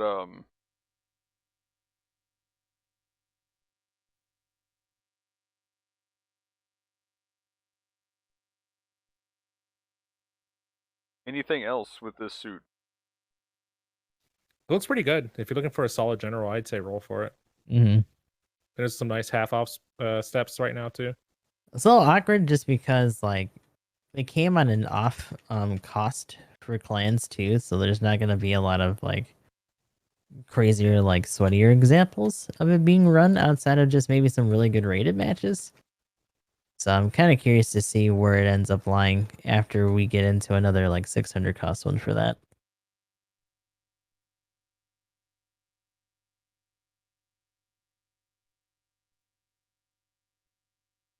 Okay, so next on the list we got the new weapons. Go ahead and skip to there. So for this we have the Juagu's new missiles, the rocket grenade for the Dewaj and the Domtropen, the what's the Vulcans that aren't bad for the Gyogug Marine Commander type, but Or Gelgud technically Marine. has those. But you know, I mean, you have other stuff you could probably finish stuff off with if you're playing it right. Which I am curious, or I was curious to see if they were going to add them in the patch notes. Go ahead and spoil the GM or Gyogug Marine Commander. Yeah, it didn't really need anything good. So like win rate, damage wise, it was already popping off at pretty much every one of its costs, which was kind of interesting to see. Um, I'm like, is there just like some group of people that's just carrying the suit? For the commander too is kind of odd because again that's another one that I don't see very often at any of those costs. Oh, and well then too once I like when I try to play it, I normally get a "Are you okay?" every now and then when I play at a higher Yeah, cost. like people like generally it's a mixed bag, leaning more towards negative. So it's like where is this happening the most? Yeah, so that was kind Is of it just at interesting. higher end? But even so, I feel like they'd be even more vehement about you not running it. Yeah, exactly. So I'm like, wait a minute, what if I can get away with this now? Let's go. And then the harpoon gun can be used on the GM2, which, That was really fun.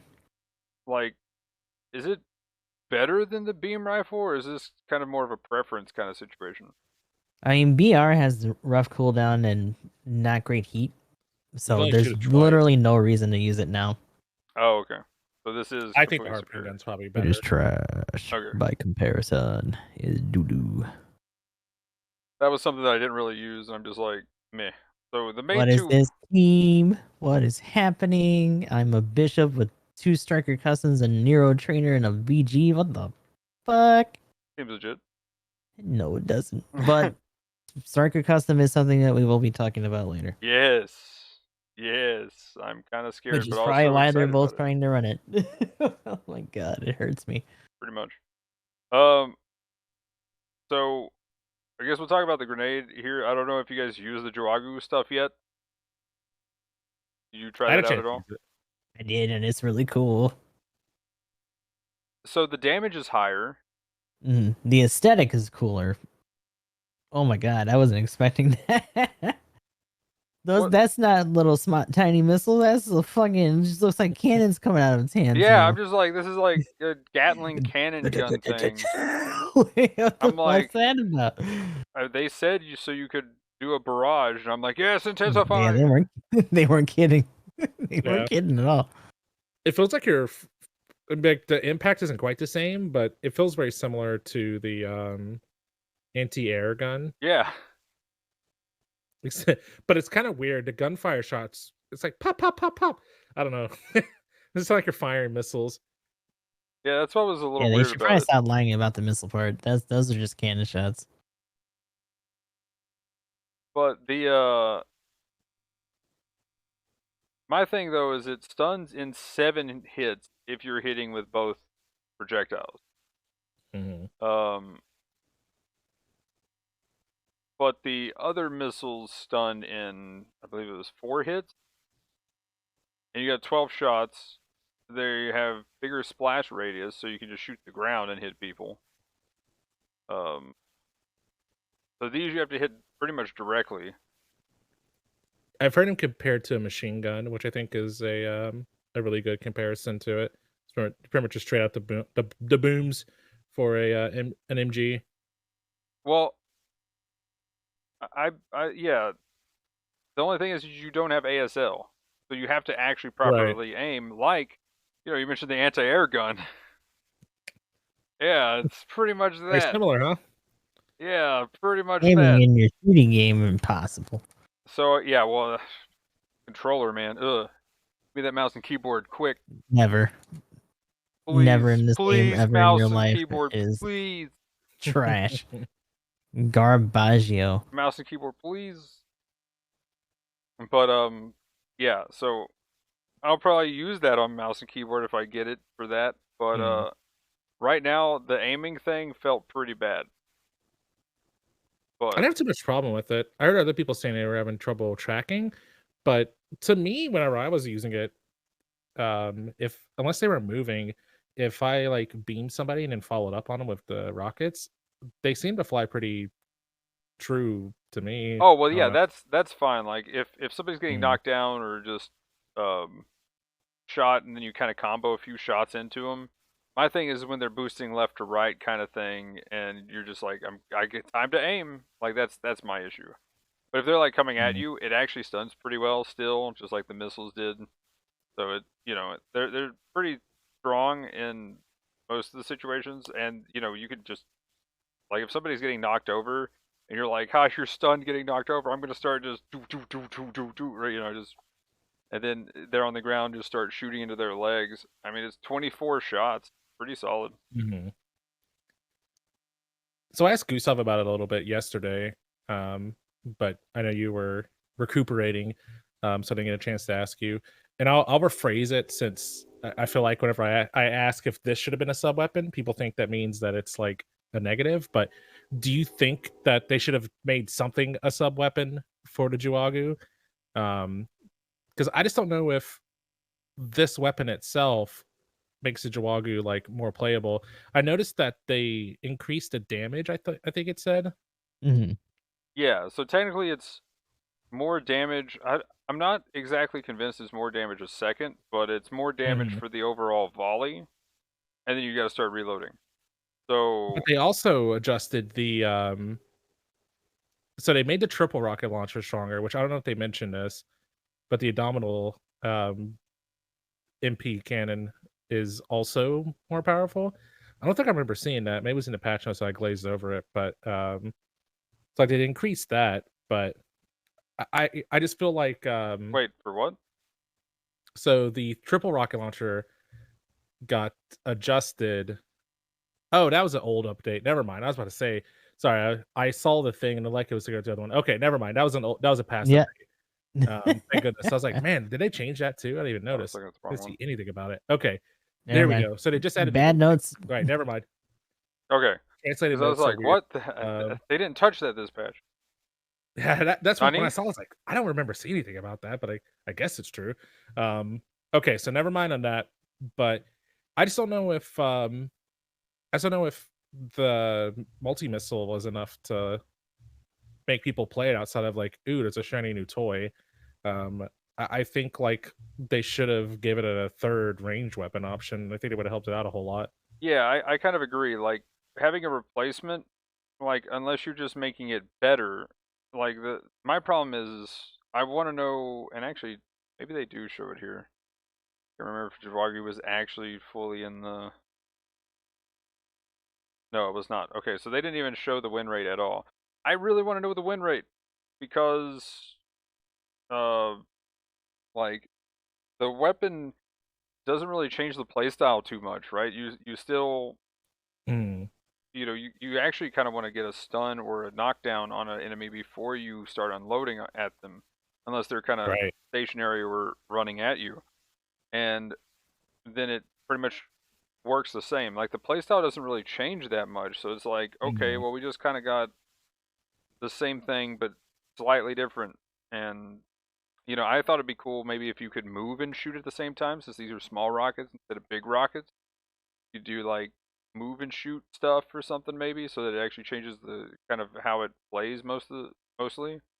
Um, but I was kind of hoping for something like that a little more, because really I mean, you stand stationary and you shoot a lot of stuff, and that's pretty much what it does with the missiles. And you're trading the AOE and ability to aim a little less accurately for a bit more overall damage per volley. If you shoot the entire clip into somebody, and I'm not sure if that's exactly worth it, because you're not getting that much damage on for example, in the practice on 700, the new that spawns and you kill, or wait, no, is that an O1? That might be a GPO1. Either way, um, you can get about half health. Well, it is half health for the new weapon volley, and you take a little bit more than a third for um, the old weapon that they had on it. But again, you get splash damage, so you could hit multiple targets at the same time if there's any kind of mosh pit kind of situation going on. So I'm not totally convinced like this is the weapon that saves the Dragu. But if, did the Dragu need any Slices it saving? up, I guess. Probably, because I don't really see it be used that much either. It's just because the way I feel about it, and I'm no support player, obviously, but like if they want to keep it this route where, because it's like Magnus said, you burst people and then shoot them while they're down, or catch them with a chest shot and throw some missiles in them, pistols, and then cash out or whatever. But I think they're going to stick with that play style. Then they need to do something for it. Like maybe shock dampeners at that cost might be a little bit extreme, but I don't know, because the Dragu doesn't even have like the crouching stun resist, right? Like I just think it needs something else if they're not going to give it an extra weapon. Yeah. Because like if one of the two are sub weapon, at least like you have something to do while you're not committed to your general Dragu combo. But just with two weapons, you're just a one trick. And I don't know. I mean, I guess the Super Gundam just shoots things with its massive chunking beam rifle, but at least it has maneuverability that the Dragu lacks. Like, I don't know. I guess the question becomes, if it had that as a sub weapon and it did its initial combo of like stun into missile barf and then was just like, wait, that's not all, and then just came out with this louder ass thing that actually hit harder. Like, would people think that would be too busted? Would they have to scale it down as it is a sub weapon, and it would just be maybe either mainly for output or just doing it for the stun and just trading one or the other? Personally, I think at the way the weapons are now, they wouldn't even have to make any adjustments. Like, if anything, that's what I say. Like, make one of them a sub weapon. Like, just make the current main, like the starter primary, a sub weapon. If people are worried about like the way it looks, but I don't think they would need to change anything about either of the two weapons, and they could make one of them a sub weapon, and it wouldn't feel that weird. But if people are really worried about subs being better than like mains, just make the 3 missile a sub weapon, and then like the problem's already solved because the tubes are better, right? Yeah, I have to agree. I think like you could give it everything as is and let it use all the weapons, and it's pretty much fine. But again, I was gonna say this too. I'm curious again the stats, and then what was just in chat. It pretty much has the water support, like just flinch, and at 350, that is your water support, and it really at 400 and 450. No, 450 is when you get the Zoc. So right now we don't really have a water support that, at least at 400, you can maybe use the best worst for Oh god, maybe radar. not. No, But I mean, that's do not. I guess when we talk about it being the top water support, though, like, how relevant is that? Well, I mean, it's like, how showing often health does the bars. map come in terms of? No, I mean, how often does it come up in like map rotations? Oh, well, without yeah, it having to be on random, or it doesn't get used for clans. So I guess it would be just for people whose frames don't die. from going on military port, or maybe because like the old port Sagi doesn't get used that much either, and you think that would be like the least egregious one out of the group. And that's why I'm And curious it's the like a stats. miracle that jungle has actually gotten thrown on a couple times when I've been around, but like I don't know, maybe earlier in the day it's more common. I don't know if there are people who play at different times who might be able to confirm stuff like that, but like I don't know if that's really that big of a deal in terms of being a title for that suit. So like having the extra stuff just so that it can continue doing its job for a little bit longer probably wouldn't be that bad. But I'd really be curious to know which map that they're like. If they just took the data outright, there's probably only people playing it on the water map, and they're only playing it on the water map. It's probably more successful than playing it everywhere else. So like, just it's probably, let's just assume it's at average right now on a water map. I would say on ground map, like you're 10% less effective than average, or maybe even worse with that suit.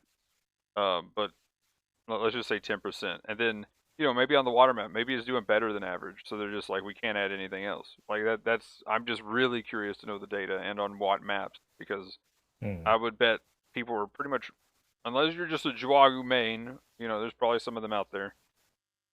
You're probably not playing this on anything else for most players other than water. I mean, that's the only time I pull it out is when it's 350 water, which I haven't seen that in pretty much, like Gustav said, I haven't pretty much seen that in forever. Like that map, I can't think of the last time I've seen that unless it was on the random ground one, I think. And even then, I'm doubting that a little bit. There are other suits that deserve it more, but I kind of want to see someone be like, "That's what you're sticking with, and yeah, that's my man. I'm gonna stick beside him," like that meme, and just put that on when you're looking at the Joagu itself. Dragu's pretty That's the thick in Joagu mains be places. like. Get behind that. But yeah, I'd like to see something else done with it. Maybe add ASL to it. But other than that, it's cool that they're adding things. Maybe it gets moved to. I mean, at this point, I don't think that we get moved to a sub weapon because people's paying tickets for it. But No, but I love the presentation of that gun in general. That's just really cool. oh yeah, Very it intense to was play. definitely pretty nice. Like I was legit surprised. Like, oh, all right. Even if it's not better, I'm gonna keep it on just for that. Yeah, it was definitely kind of fun playing around with it. I didn't get a game with it sadly because we had like 500 I think when I was playing earlier today. But test it was pretty fun. You could get it now. There's 350, but it's just also ground random. So good luck. My body is ready. Um. Then the next weapon that is big, and this is huge, I think. This one was really fun. Grenade, the rocket hand grenade is disgusting. Oh yeah, it's really really good. So yeah, pretty much you just throw it, look, and wherever you're looking is gonna get hit. It is. It might be you. Yep, sometimes you'll just whip yourself in the ass with it. So don't go too crazy. That being said, you gotta try pretty hard. It's more so like be careful of where your friends are strafing, because if you misalign yourself from where you originally throw it, it won't just go forward. It will whip and curl down and then and then go, which means whatever height it was at, it'll actually be like at like suit height, depending on where you actually threw it from.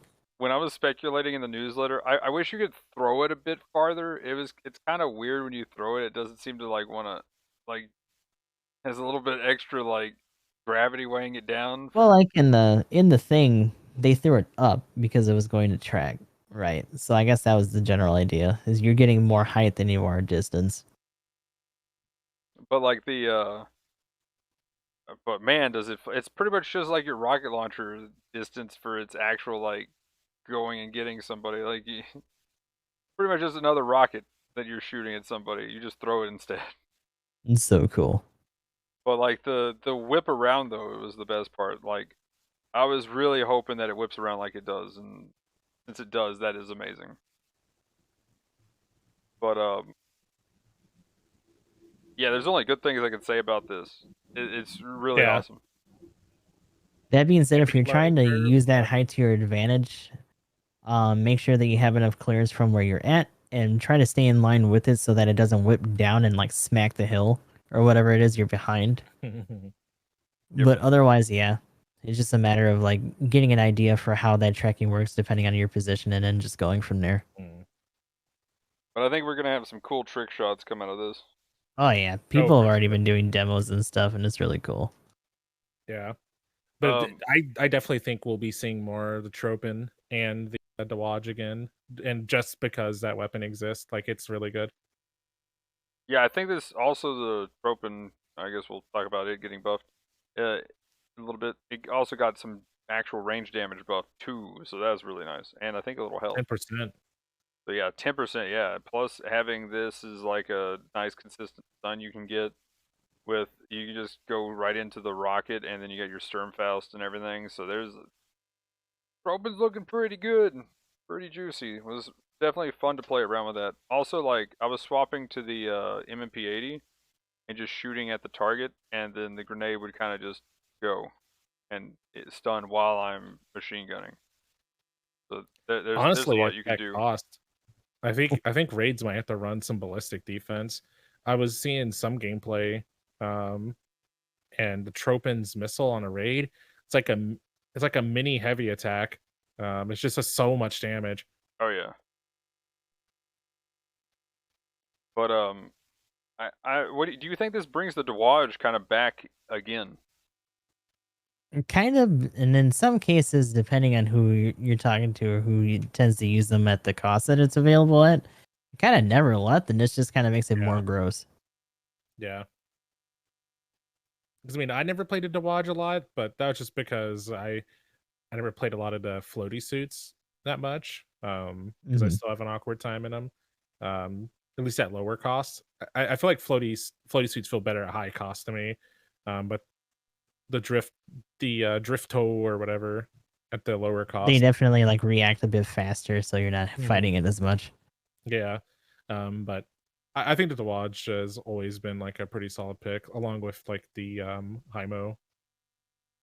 I mean, as far as like the kings, I guess that kind of were there. The Doulahan was huge till it got nerfed, and then the I think the Red Rider has kind of taken the spot there for the most part. Yeah, and to a certain degree, it probably still will. But I think this I mean, I think this makes it a contender Oh almost yeah, for sure. for the Because top. like That's my point. people who already have it practiced with like the people have gotten it so fast where they are legit just canceling out of like parts of the animations for the big X swings and shit. So like having an extra stun to work with or just extra finishing damage, like that's gross. I'm curious. Is there a way to like could you swap to the tomahawk? Throw this in the air, swap to the tomahawk, and just like at the same time, tomahawk, boom, smack. I would say that'd be possible. Like you're talking about after a knockdown, No, no, no. Like or like lead in with it. lead in, just throw the Hmm. grenade in the air, swap to the tomahawk, and just downswing. And then will it hit fast enough to People are definitely trying it. Some people are just like doing boost raw. at somebody? Probably against a support. I don't see it working against a general. I think they would Yeah, roll they'll just out. dodge Yeah, roll. I mean at Yeah. that point you also have your backup plan for the flash as well, Hmm. which you should probably have on just ready. Yeah, that is. Ooh, that is pretty gross. Like that is. Yeah, dude, I'm gonna have to play me some Dewaj. Let's go. On any map that's where I can't play raid GOG because I'm just loving the GOG at 300 to 400 right now. But yeah, if I can't play the GOG, I'm gonna be definitely trying the Dewaj if it's like on a map that's too big. There you go. Get your tomahawk out. Yeah. But yeah. Anything else with the weapons? I think the two new weapons are pretty fun. I think they should give the grenade to the Jawagu. That'd be amazing. That'd be funny. know. I So don't know How how does it's it? gonna throw How it, does but it who throw it cares? though? it just Who dunks it cares? out of his fucking it hand. just it It's just just start. an You just extra start thingy shooting. tube. You shoot 6 of them at the same You time. just hear thunk, and then it's just a bunch of them. Actually, yeah, that would be really cool. Like Tri-Blade level, they just puts its hands up for a second, thunk, and then they just start going. Oh my god. I want that. That'd be cool, actually. Yeah, it's just like a tube launcher sound, and there's just like 6 of them flying But yeah, at there's you. a Oh clip god, from Omia that I found on Twitter Alcemina. that's doing some stuff with the Dodge, and there's like 2 of them, and it's disgusting.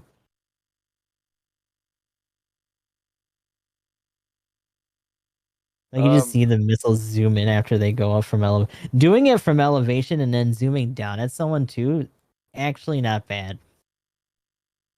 Oh yeah, like on mountain Or like in this example, it's city city ruins, ruins. and they Yeah. just fucking on that little like building ramp on one of the midpoints.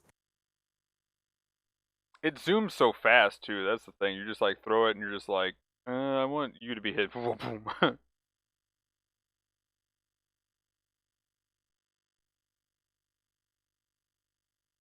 Let's see. Okay, so let's go ahead and get started on the ratings change, though, if we have nothing else for the new weapons, and then, yeah, then we'll go into the event and talk about what we thought about the Spring Festival.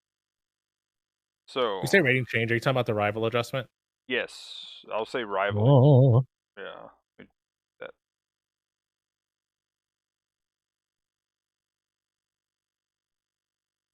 There we go. Okay, rival change. So I'm going to pull that up on the screen, pre-adjustment and post-adjustment. I like their little diagram here. This kind of makes more sense, I think, to a lot of people than what they kind of did in the newsletter post. Did they Yeah, post an quick. official new version of it? Yeah, there's a Yeah. pre-adjustment and post-adjustment, so they actually show the if you're 100 points above or if you are below your rival 121 points, it's -7. Now it's if you're below at all, it's just 0, and if you're above 1 to 59 is 1, which 59 before was +3 if you managed to get that high. 60 to 89 is +2, which would have been up to 5. And plus 90 and above is now 3, which before was 6 and 7. So now you can only get 3 max. So if you were averaging +6, now you can only get +3. You're averaging, +4, then you might be getting +2. But if you were +3 and under, it's now +1. But there's no extra minus, so you can't lose any extra points. You can stop yourself from losing some points, or you can gain up to 3 extra points. So that's kind of the big change. But Yeah, if you just guys, to make it easier for people to climb. but yeah, if you guys want to talk about that real quick, I got dog aggro real quick. He wants Yeah. to burp. I mean, generalization is just like stings a little less when you lose, especially if you're on a rough streak, and means you're not going to be climbing quite as fast, but still shouldn't be that Right. bad depending on where you are rating wise, because of course they scaled that, but they didn't scale the thresholds and actual points per rating. That's all the same. So Yeah. So I know with like A oh plus my and S god. minus, a loss is pretty much the same as a full win at that point. So, which I guess like on the other hand, they still want it to be kind of like tough to climb. They want you to have like a positive win loss Mhm. to be able to go up. But it probably averages out or is better overall with removing so much of the loss penalty. But it'll be interesting. As a side note, I was just talking about how often they show up, but military port is actually at 300 and rated right now. Ooh, can't play Weird that it's 300 and not 350 for the Jiwagyu stuff, but Mhm. it's there.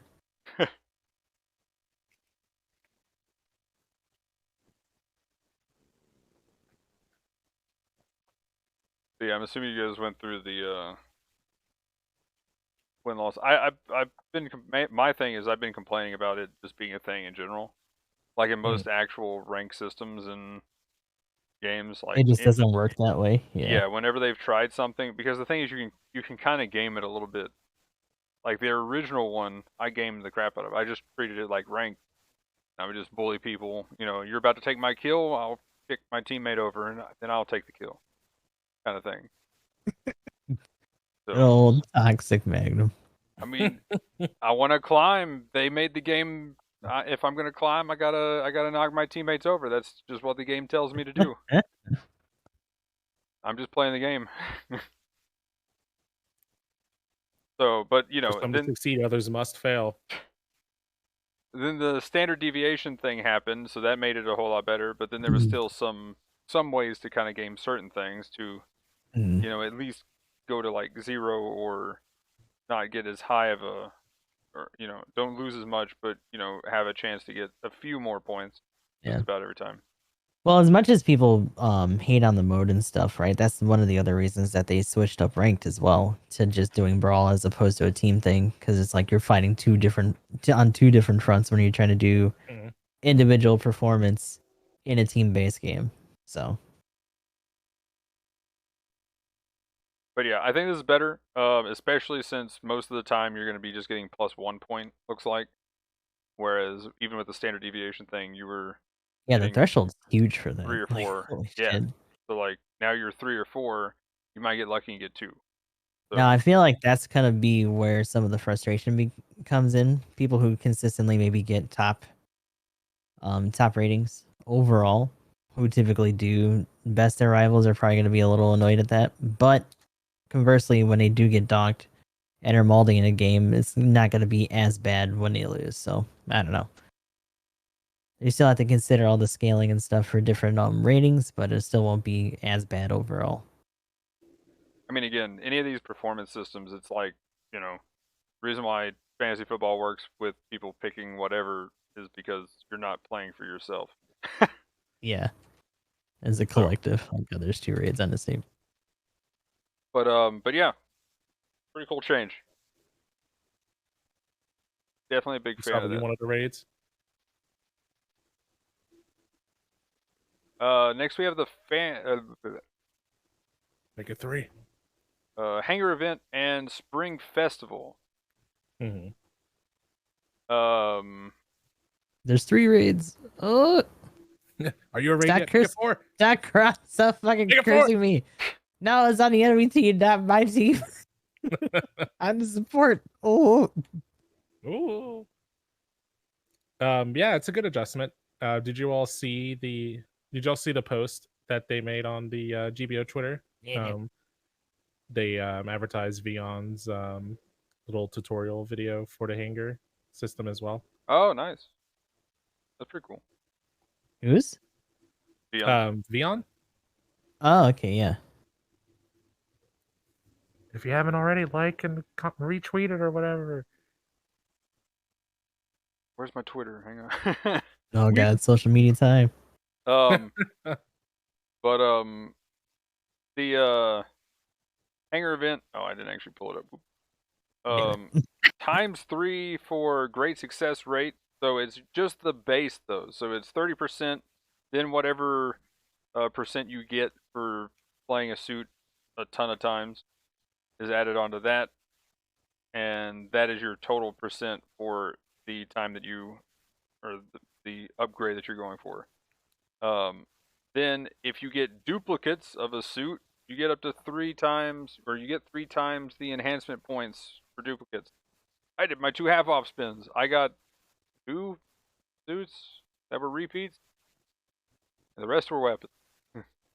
My favorite things to get. My weapon shop expanded, but 2 suits got some upgrades, and they were not really that good. 2 suits that I'll probably never use, but anyway. Oh shit. I will say though, with the Hangar thing where you actually get, you can use multiple completions with your tickets now, so that it's not just, you know, I put it up, use my tickets, okay, completing, and then it saves time. But also during this event, if you have a 50% chance, you could do either 4 normal successes or you get 4 great successes at the same time, essentially. So once the percentage gets high enough, that's actually pretty nice. So if you've played a suit a ton and you're close to like a 50% chance, like you could do a nice group of like 4 upgrades, and then you essentially you're getting like 4 great successes every time that pops, which is pretty nice. That's actually big. So there are a few suits that I'm going to try that with, but I definitely think with that plus this event, it definitely made it better.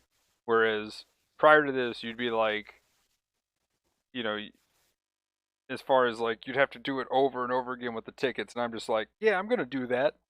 And then I started, and I was like, yeah, this is oof. Where the This is hot garbage. before I like the other event before where it was guaranteed you're getting 2 times every time kind of thing, right? So you essentially had a great success, and then if you had a great success, it was 400 points. If you had a howling, it was 600. That just made the Yeah, I tickets. was kind of hoping they just increased the base modifier. I actually didn't look at that part.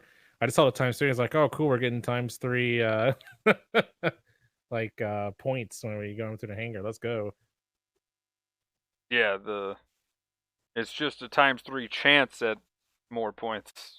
Boo. Yeah, that's why every time I'm like, where did the times 2 points go? Can we get that back? Yeah, that one's really good. That'd be nice. I'd appreciate it.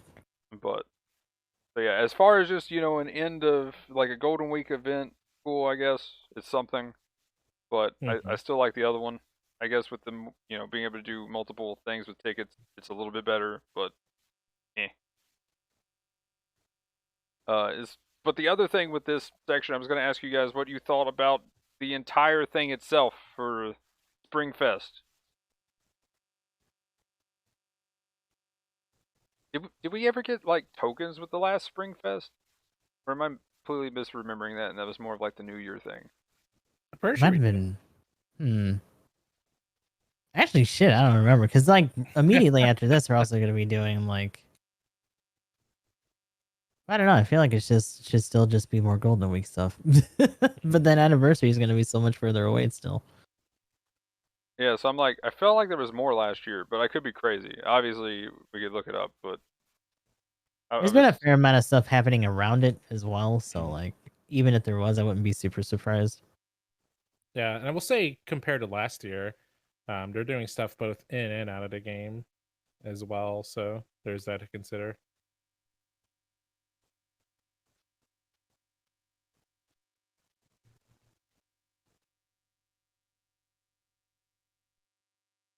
Yeah, I can't find anything. I kind of figured.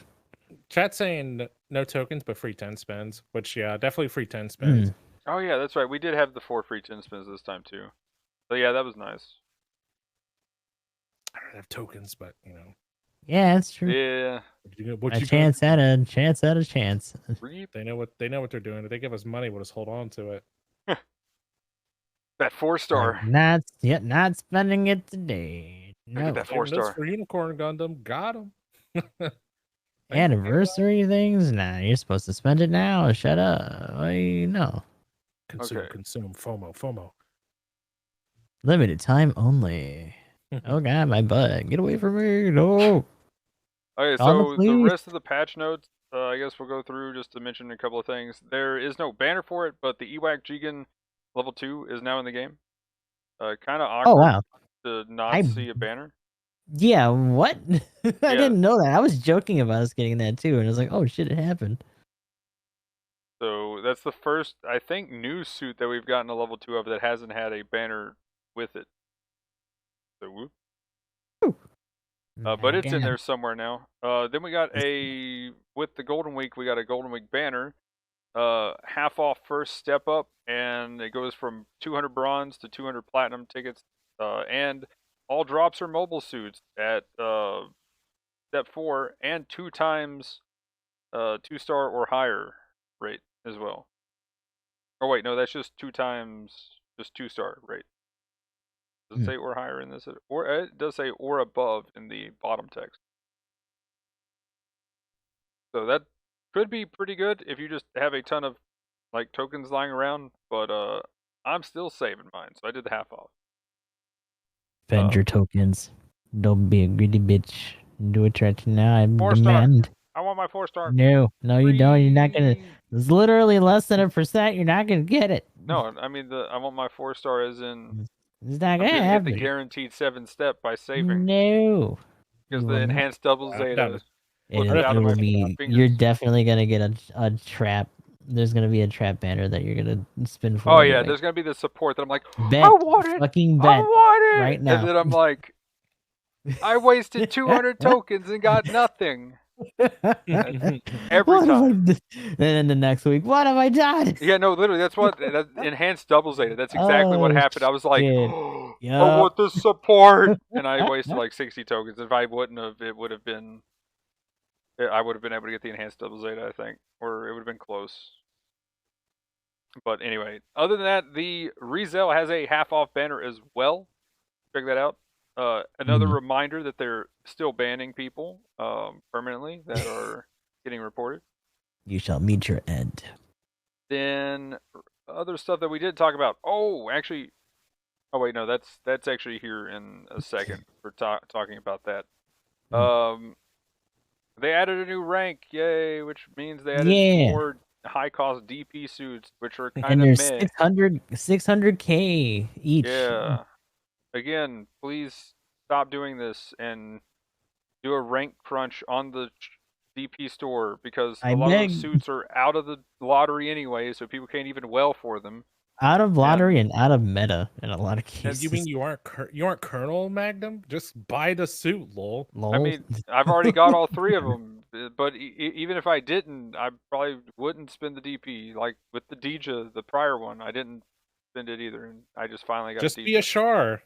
Like the Red Comet, you can too be a Colonel in the Battle Operation video game. Oh yeah, that's the funny thing. They mentioned yes, you can be a Char as well. And they changed the font color for it too, just to emphasize like, I'm gonna be Quattro Asnable Colonel. Let's go. Good old Quattro Asnablaze it. Let's go. You know, I'm feeling this a bit less these days, but again, rank is essentially proportional to how much DP you have, and again, it's went up by 1%, but 10% of the people were at level 25. So, yeah, that means everybody else has less DP than those people, and yeah, that's kind of awkward. Better start grinding. It's crazy though because like I could get rid of all the DP I have in like 10 seconds, just buying stuff. Easy peasy. Other things than that though, that were added was customizing for flying suits. You can now actually, you know, have more than just 4 weapons and do stuff with that. Really cool things. I didn't notice that one. That's good at they. That's a kind of a low key one, but it feels like it's more important. Like they probably should have mentioned that. Yeah, prominently. That should have been in the newsletter. But maybe. Shit. Yeah, so that's huge. When I noticed that, I was like, "Oh my goodness, this is amazing." Other than that, though, what else we got? Premium suit thing. Okay, Zaku, 3 Kai, the Gabaldi Beta FS, and the Vertex level 1. So Vertex possible free suit if you play enough and get enough of the, you know, recycle tickets when you do spins and whatnot. And then if you well, Zaku 3 Kai. Get your bonsai on. Bonsai. Go shut up and explode.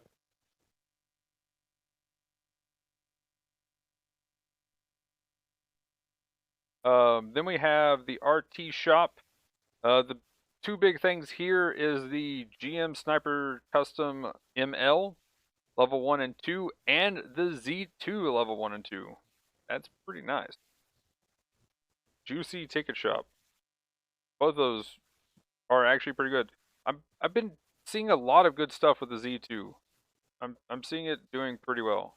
I definitely talk shit on that suit, but when I see Totally it every now and then, I'm honest, like, like, it's I feel like a topping the lot of charts. people who were kind of looking their chops for the Roselle, I think, were holding themselves off not only with the Zeta but with the Z2 after they started doing adjustments. And now they can just kind of like look no further. Here's the thing that you've been waiting for anyway. Fuck it. Well, when you get all your recycle tickets because you didn't get the Yeah, result, you can Yeah. also just settle for that. And it'll be Yeah. fine. That's what I did. Oof.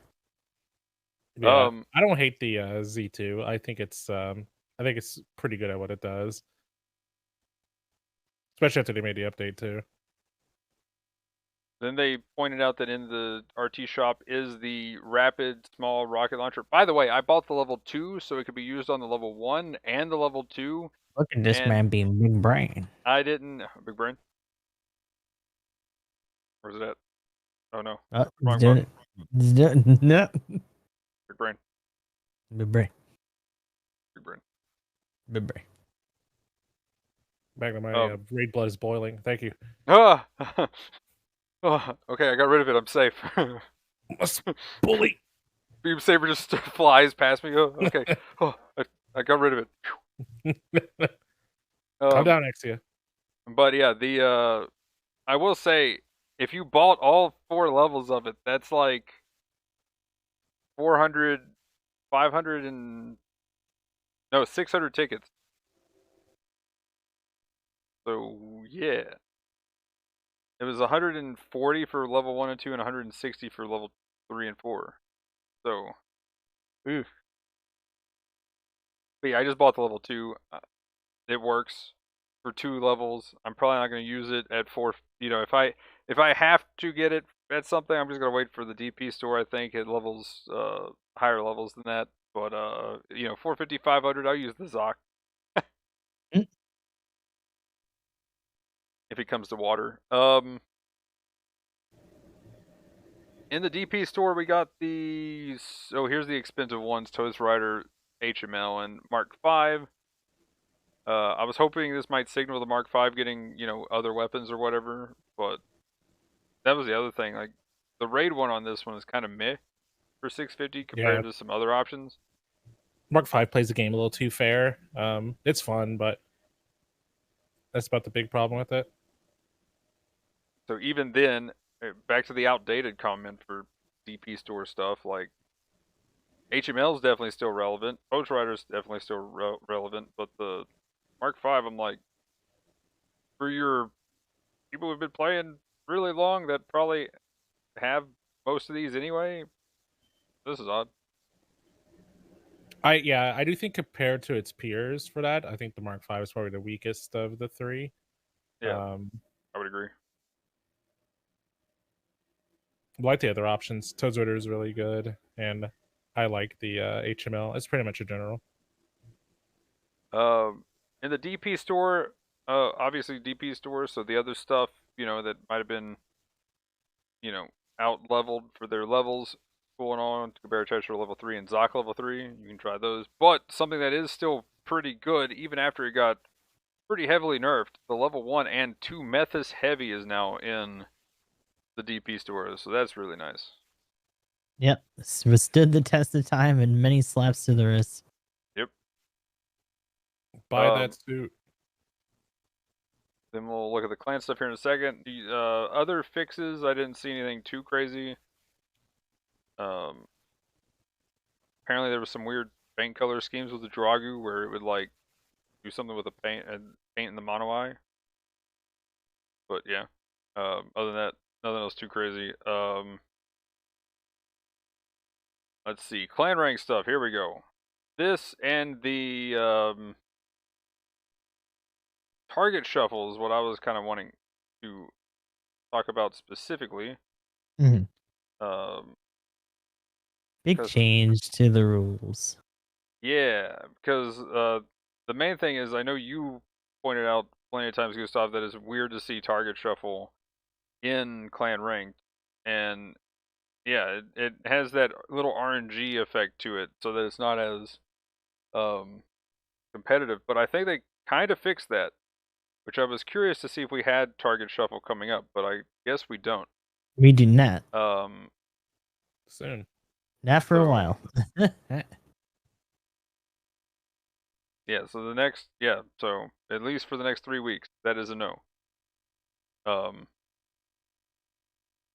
But as far as the new suit, just a reminder, Zaku Diver and Brick A Red for the symbol looks like. Oh wait, is this? Oh no, this is a week old still. I think this is just the English version that doesn't get updated. But yeah, we don't have clan rank for another week actually till May the 7th. Yeah. So yeah, never mind. Gonna be a bit. Mainly the target shuffle thing though. We'll go ahead and talk about target shuffle. The main thing though is the rule changed now to where when on your team you can see who your next ace essentially is going to be, and that's the big deal.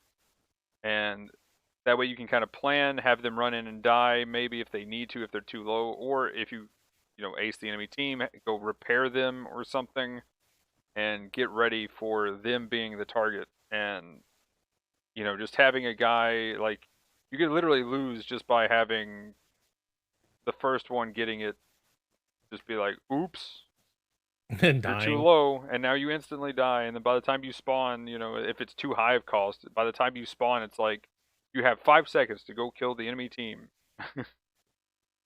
Yeah. Yeah, and then then the random switch, it's like, then you suddenly get picked, and you're like, oh yeah, whoops, now I have 2 health and same thing. But yeah, it's literally it's a little weird, but now not so much. I like it now for a competitive mode. Do you think think it's a there's good any change. problems with it, or? No. Mostly just that it's gonna obviously change behavior once you get close to those switching times. So you can still, if someone's really paying attention to how people are starting to move, they might be able to guy's tell trying to who's going to be suicide. next. Yeah, like that guy's going to die faster. Well, the suicide thing, that's never going to change, right? Because even when it was close, it's like, oh, if you're really low and you can't get back to us, just die. People will call out for that all the time. Yeah. So suiciding, if anything, you would just have to really either assume, which might make people more hesitant to kill at that point. But I feel like that's already kind of instilled in people anyway. But if you see someone who's maybe a little bit healthier, who's suddenly not going in as much to maybe cover people or to do things, or if you see people bunch around another person or like try to shuffle them back to like base or whatever, especially on smaller maps like Arctic, then it might be a bit more noticeable and it might cause people to move in with more confidence. Which I think is ultimately a good thing. And also, like, if you can actually pinpoint a little bit more, then you'll also know that you can kill certain people without having to worry about them having been the target. So, yeah, that'll be interesting to see. Because at the same time, that mode is still really chaotic. So I don't know how many people are even going to try to have the time to sit back and really like take a look at that kind of body language without most of them either being killed by other teammates or not being able to make the calls in time. So it might just be the same as always, but just with one extra little hint for your own side, which is still useful, but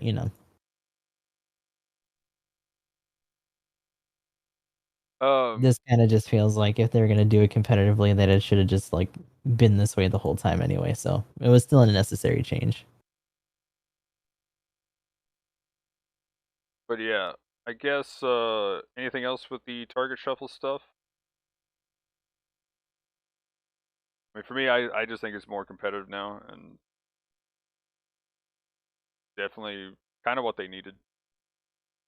I mean, you're not going to have to worry about it unless you're either doing clans or some sort of weekend stuff anyway. So it's not going to magically be raided. Very true.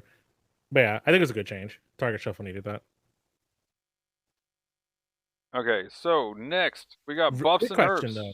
Oh, Something I just thought of in relation to this.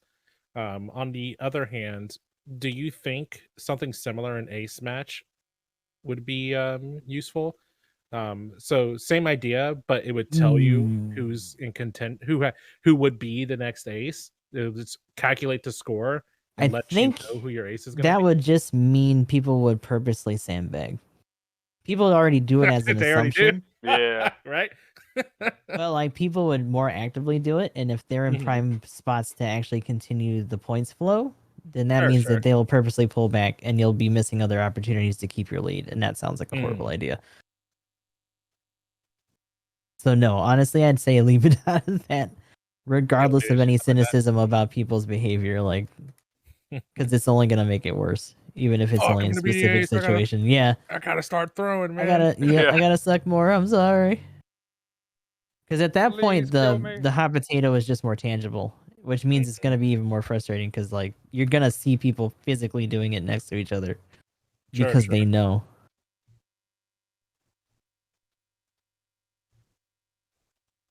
You have any thoughts on it, Magnum? I mean, Same idea. I'm yeah, pretty much. I'm kind of that guy who would be like, I mean, I'm already like when I play raid, I just don't kill anybody. Good old toxic Magnum. Wait, what? I want to be Ace's raid. Forget that, dude. I'm out. So if I'm playing raid, I'm just like, yep, he's on 2 health. Somebody can finish that. All these guys are on 2 health. I'm doing my Kill job. that guy. Support, you want to bully me? I'll leave you at 2 health and then you can kill me.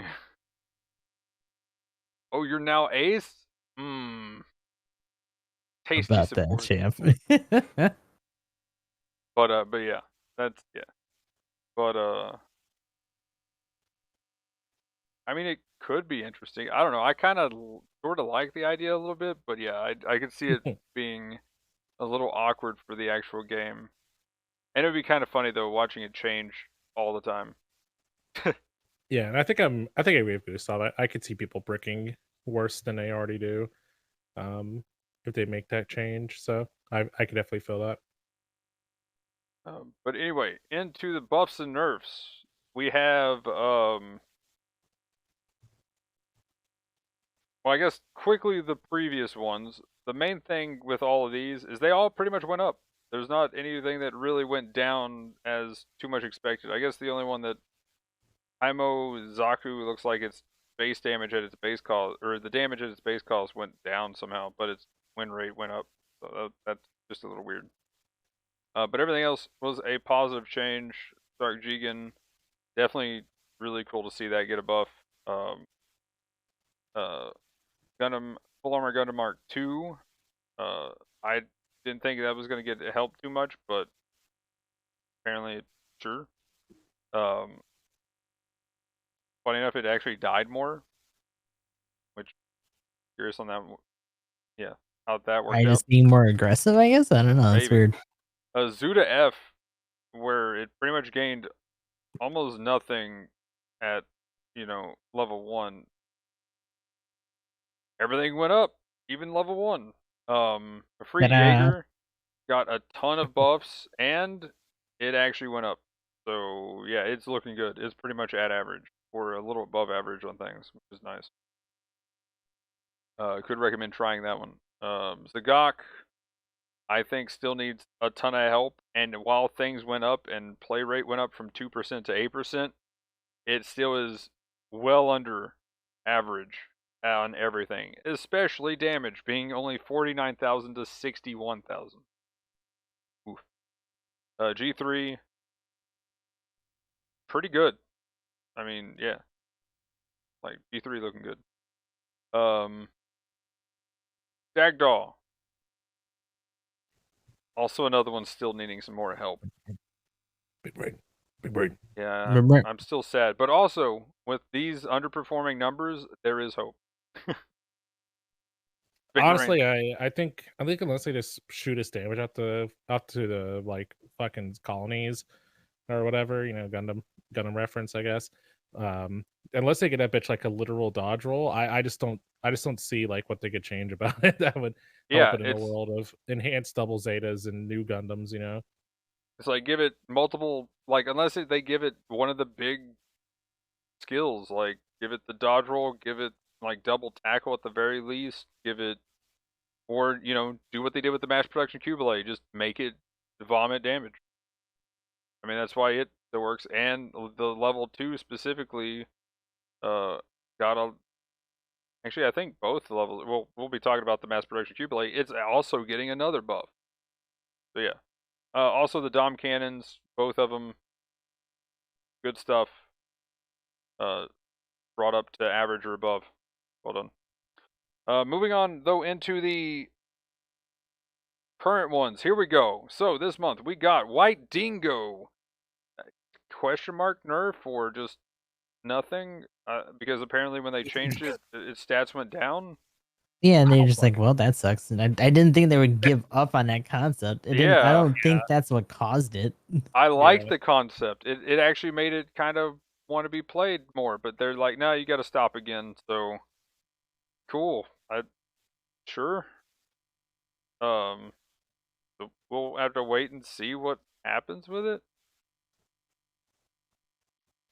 Like, what you guys got any ideas? Nah. I like the concept personally. What I guess they're gonna do something else, maybe. Hopefully. I mean, I hope they just don't leave it at that. After just removing the thing that they specifically added to it to try to make it a little bit more viable. Like, what the fuck? Yeah, and I know there's some White Dingo fans out there, so it's just like, well, there's like, fuck it, get wrecked, nerds. Yeah, they're just like, good luck, White Dingo fans. We're moving on. Like, oof. This thing fucking sucks. Like, sucks damn. to suck. You guys should have aimed better. Next. Like, imagine if they would have did that for the goof. Just like, oh no, we're gonna roll back that damage. You guys are irresponsible as fuck. No. No down whips for you anymore. Yeah. Guys are not using it right, therefore it's gone. Yeah. Like, the parents got mad and it took away the new toys. Like, you guys know how to play with it, so you're gonna take it away from you now. Sorry. But yeah, that was a weird one. So I guess, I mean, they do say they're, I mean, I like how they're like, and if it doesn't somehow get better, then we might look at it again. Essentially, it's because it's like, yeah, by putting it back to what it was, where it still had a problem, it's definitely gonna somehow magically just be fixed. that was literally just them shrugging. They're just like, you know what? I can't think of anything immediately right now, so just whatever. I don't know. Right? Yeah, definitely like I thought that would fix the problem. Guess not. Whoopsie. But yeah. So next we have the Barzam Custom getting a buff. This is pretty nice, actually. It really doesn't look like it needs that much from the averages. And honestly, I think it's getting a little more than what it kind of needs, but sure. The only thing that it's kind of... Oh, actually, no, that's even better. Literally, just the damage is the only thing lower. And maybe the win rate. But the rival win rate is pretty close. But it gained a high speed movement from 205 to 210. Cooldown time from 0.8 seconds to 0.6 on its beam rifle, and then on the grenade, its reload time is 16, and changing to it has been shortened. Also, the beam rifle itself has a 3-second charge from 3.5, which I still think is a little bit much, and it's probably just, you're probably going to just want to keep spamming it, even with the change. Well, especially since the spam's faster now. My question is if you spam it, did you lose a shot? And is it easier to accidentally overheat? But if you still get the same amount of shots, then amazing change. And this is going to actually be kind of insane. But yeah, have you guys used the Barzam custom much recently? Or no? Recently, no. It always kind of seemed like it was workable for people who just like more flexible kits. It's definitely solid. But it also kind of seemed like it just underperformed in places compared to other things that were like at that range. So I don't really have a general that I like as much at 500. So I've got stuff at 550 that I like to play. But like 550 for me is like Stark Jagan. 500 now that I have it is like Hazel Custom or like the Jetta. Yeah, if I had it at 500, it would be what I used, because I actually Do I have the Hazel custom? I might have the Hazel custom. I need to start trying that more, I think. But yeah, there's not really a general that I've found that I'm just like, yes. But I know I like this at 550, but I have other stuff that I like now. So like the buff to Mark III where everything pierces, stuff like that. But yeah, stats wise on the charts doesn't look like it needs much, so I honestly think they did a little too much to bring it above average. Saying Then if they're gonna commit to that, then just leave it there now. right. GM and Zaku 2. Mm. Big suits, guys. Really big suits. Oh yeah, powerful. Oh Can't yeah. believe. Gained some part slots, like They just made them broken 7 now. What across the board. fuck? Like, that was actually ridiculous. I didn't notice that till I actually hopped on and started playing today, and I'm like, what? That's some part slots, dude. It's pretty thick. And now they have Balancer. So now you can have crazy stats in Balancer. Okay. I'm still a little gobsmacked, just because like people have been putting out like health builds and stuff, and some of them it looked like they were at like 20k plus health and shit like that. Like what? Yep. That's the crazy part, because you got so many part slots now that it's, yeah. You can stack the ones at middle, the top spot, because it's only 5 in the middle, right? Then you got all the long range. Just straight health build it. They chatted out the the GM and the Zaku.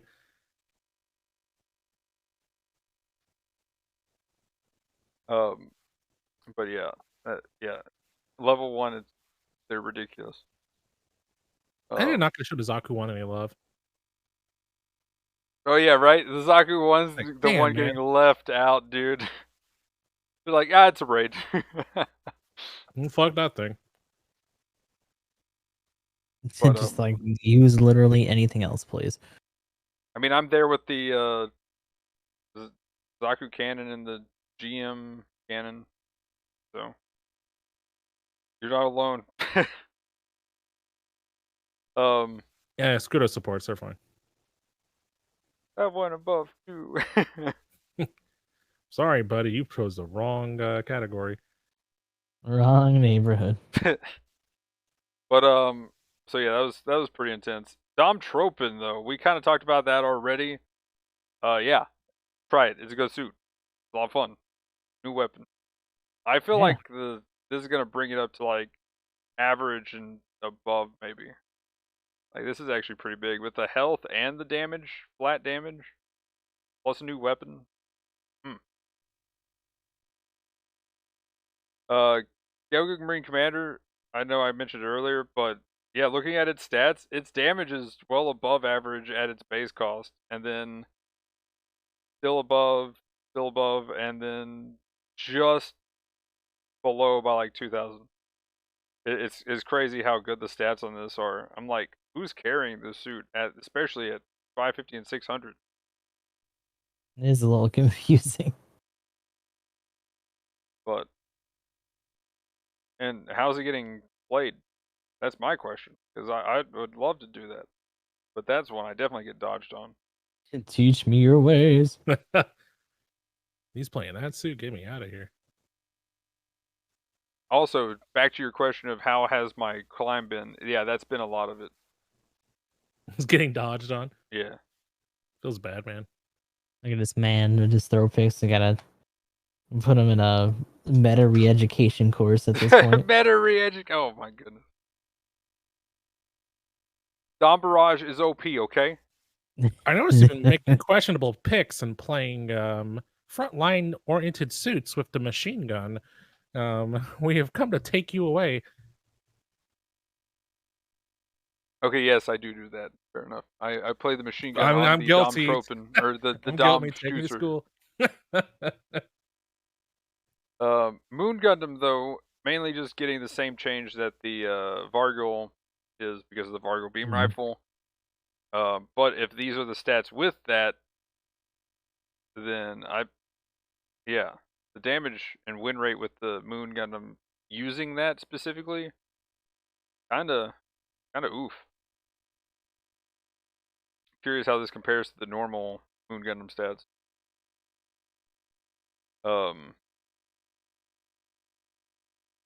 But I guess the main one to look at is the Vargo itself. So the grenade launcher and the beam rifle is gaining focus time from 3 seconds to 2 seconds, which we talked about that on how good that is, being 2 seconds anyway, just like on the Rizel. And 10-second reload to 8-second reload for the actual grenade launcher on it, and switching time was reduced. Other than that, the Vargo got buffers, leg and back, double dodge roll at level 2, and thruster output increase level 2 as well. At level 2. Other than that, it got damage numbers for its Tomahawk and the Butterfly Edge at level 2, and reload time, though, at both for the Butterfly Edge, and heat rate for the funnels, the Pursue funnels, went from 35% to 28%. Do you have this suit, Emblem? I don't think so. I can look at the stats though. But yeah, I was curious if you thought this was enough for it. And here, real quick, because I totally wasn't playing waifu games on my phone and talking to Chad Right. about it. Which suit was it again? The Vargo. Oh, okay, yeah. I don't know. Personally, for me, I do have to suit. By the way, I was just being a bad host and getting distracted by anime booba, but Booba. God dear. but yeah, like I think the suit's probably fine. It's a bit weird whenever I play it, just because I want to force it into my brainless bunga style. But like the last time I played it before they buffed it, I was actually playing it right and following up like with the butterfly edge, like you're probably supposed to, and using it more like offensively to break through like maneuver armor and stuff. And it felt pretty good. So just the fact that they're adding more stuff, like I think damage like talks and a lot of this stuff, and they increased pretty much everything for the suit. So I could see it coming up and getting some use, because I don't even know if the Vargoogaloo was like bad per se. I just didn't play it a lot because, you know, I like to have two close range melee weapons, not one that I can throw, so I can take people to combo town. So I think the adjustments are going to be good.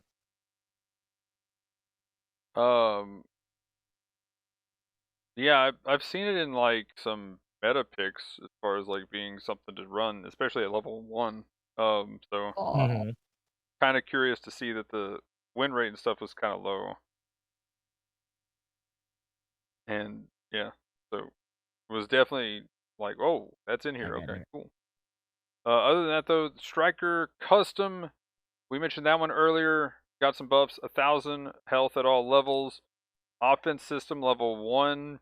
Cooldown for its Spark Knuckle from 10 to 8. Cooldown for its Twin Beam Sabers from 3.0 to 2.5 seconds. And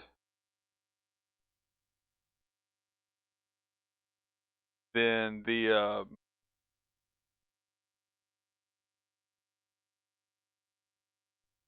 level 2 power got increased for both of those. And then for Demon Blade system mode, you have speed while activating skills. Oh yeah, okay, that's right. So it's just increased speed, more increased speed, and increased effectiveness of How Force fast? Injector. So I guess Force Injector level 2 instead of level 1. Or did it already have Force Injector? I'm pretty sure it did. I'm not sure. I hope so. I mean, the suit has Force Injector, but I thought it already enhanced it once. But yeah, maybe I'm crazy. Do you think that's going to be enough to bring it up? I mean, the damage looks like it's pretty close. Level 2 and 3 falling off. but like the win rate is kind of low, and of course the amount of suit loss is a bit much at level 1 specifically.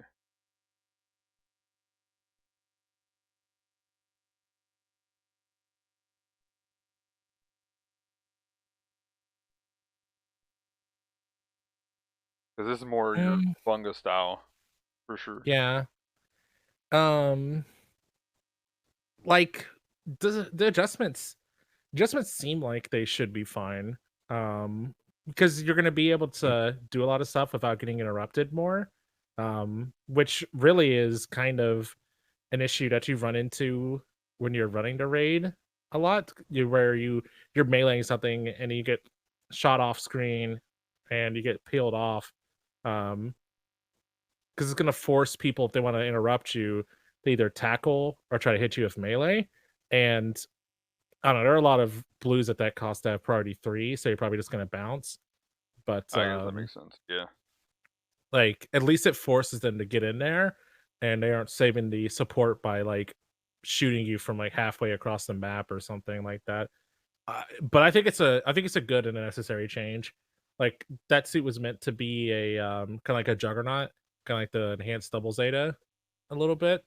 And I think that'll help it do its job. May even incentivize people to pop Demon Blade a little bit earlier. Because honestly, if you just did a bunch of boost, the output was already pretty nice, and you could pop off on people. So you didn't need to use it right away. But maybe they'll make people more juggernauty, or maybe even less so because the damage output's even better now. Yeah. Definitely curious to see if it makes a comeback. After just people trying it out. Because things like, which I mean, obviously this is 50 up, but the Arjarja, which also is getting a buff, exist, and damage-wise at 500 in comparison, it's doing just fine. And the only thing it is it's got some mobile suit loss, which is probably why it's losing to its rival and stuff. But I feel like, if it's surviving more, it's probably going to be doing even more damage. So, yeah, Arjarja gained 1,000 health. Now it has double dodge roll, and it has leg buffer level 1. I feel like that suit's just scary now. Like, I know we have heavy attack suits, kind of gross. but with heavy attack suits even, I feel like the Jarger still has its burst with its triple downswing that's so easy to do. I feel like it's in there. Like, do you think it really needed much of a change? Absolutely, every raid should be completely broken and overpowered, and one shot everything. my God. One shot, if not one combo, everything in the game. Oh no! I can't wait till we get to the no, Jarja. no. All those buffs were well deserved. Wait to the Jarja. This is the Jarja. Oh shoot! Okay, sorry. Anime titties. Yes, everything was well deserved. The Jarja was having a tough time. Stop looking at the Oh my booba. goodness! The green look. I think because they made a green version, they were confusing the two. It's like, man, I didn't realize the Jarja was struggling this much. We better buff it some more. Like, which oops, one? my bad. Which one? Buff the green one.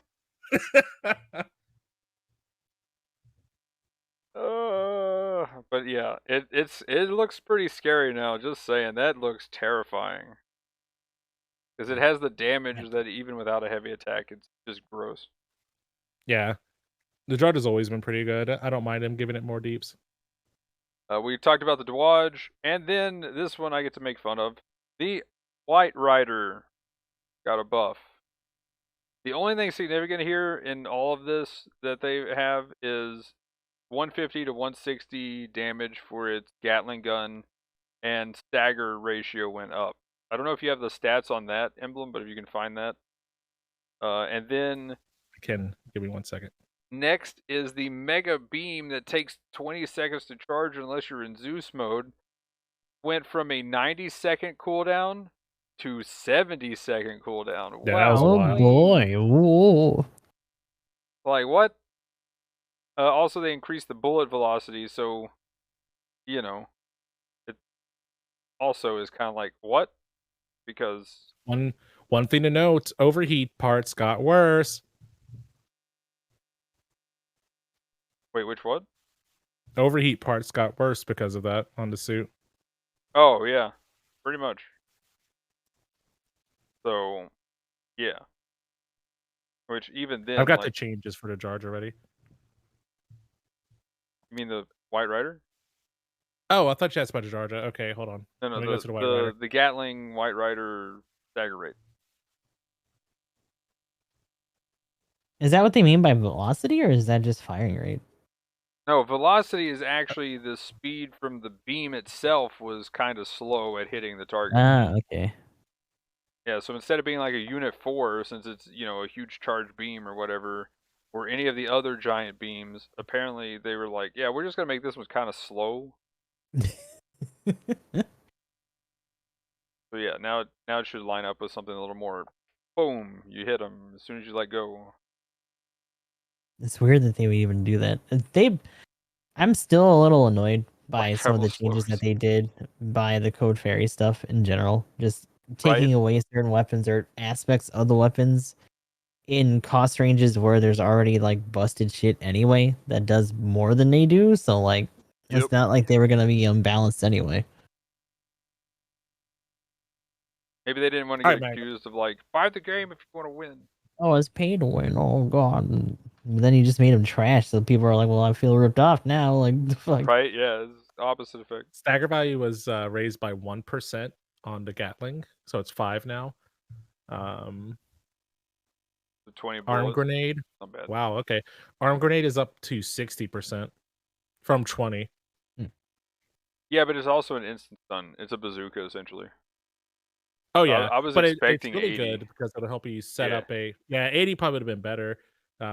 But I guess maybe because they raised the stagger on the gun, they don't want to like make it too quick to Also stun people support out. tax free. Yeah, because I think with if it was 80, you'd have a pretty good setup with balancer to do like a stun into a knockdown.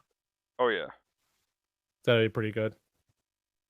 But and then it got force injector increase when it goes into Zeus. So that's cool, I guess, because that's what the suit needed. Um, but yeah, it definitely had some. It needed something. So we'll see how it does later down by the end of next month. I'm really curious to see if this actually goes up at all. Uh, then the mass production Cubile got damage control 1 and got the shield or the shoulder buffer that the original Cubile had. I just think that's hilarious. The original Cubile doesn't have the shoulder buffer level 3 anymore, and every other version of the Cubile does.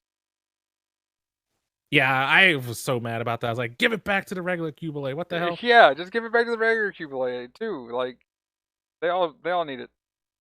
And leg buffer went to level 2 as well. Then at level 2 the speed increased a little bit and you gained one more close range part slot. But I mean, at level 2 it looks like the damage is just fine, well over average. It seems to be dying a bit more, so I don't know if damage control and the buffers are going to save that, but a lot of things have a, build up stagger, especially at level 2 with like the news that are all over the place. So hopefully that is what it needs. Other than that, the instant stuns is the kind of why it dies more so at 650. So I'm curious to see if we see a increase in its survivability and win rate on both fronts with 700, but we see it probably increase a little bit, but not by much at level 1, especially the amount of times it dies. I think that'll be pretty much the same. But I hope to be surprised though, because The buffer will be relevant though. I mean, the shoulders are so big, it may actually save you from some downswings from a raid too. So I mean you're still probably one combo Man, from most raids, and if you get heavy isn't oh attack, sure, it doesn't matter. Like that's the other thing. Heavy attack just doesn't yeah, matter. that's It very doesn't. true. You could have buffer level 9,000,000, and it's like, yeah, lol, I got a heavy attack. So yeah, but that is the buffs and nerfs. Um, So yeah, last thing, guys, and we kind of mentioned Unicorn possibly coming during anniversary, so we'll save anniversary talk for later. But legit this time, just one question: what new suit do you expect or want to see? I got mine already picked, and it's not the Delta Plus. I finally figured out what that was because every time it gets mentioned, I'm like that, and you're like, no, that's more like a Ray. Oh my god. The Theta Plus. That's what it was. That has a giant, like, FU beam cannon thing.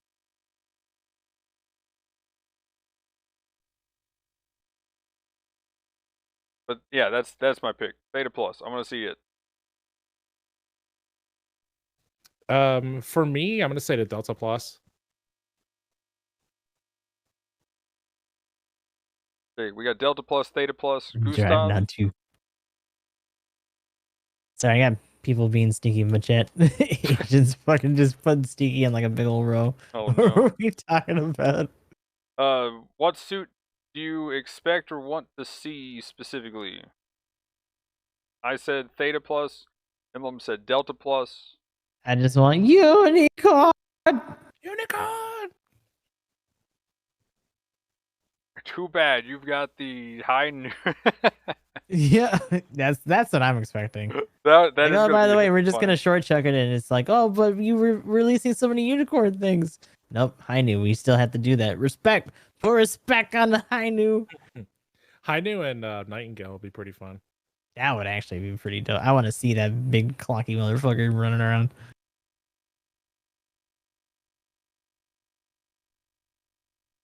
Oh my goodness, I just clicked on a thing being like, what is this? And I found a mass production double Zeta. This thing Also, looks... MP Zeta. Like, I know there wouldn't be anything crazy about it, but like, there's nothing crazy about some of the other suits they release anyway, so I don't care at this point. Just put them all in. Not gonna lie though, look up the mass production double Zeta, it looks hilarious. It sure does. It would also be hilarious for them to have the MP new, or it could have both incoms and the funnels. And just put it at a lower cost so that it just ruins that entire cost for it.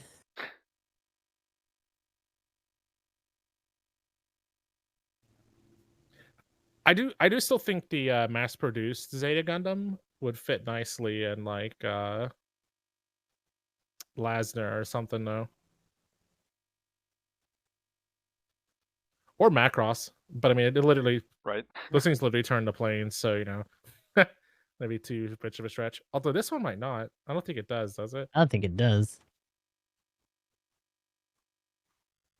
Just bend a frame, make it a gear It's like, walker. and is that one of those times where it's like transformables are still crazy, and it's like, man, you want that on an MP? What the fuck's wrong with you?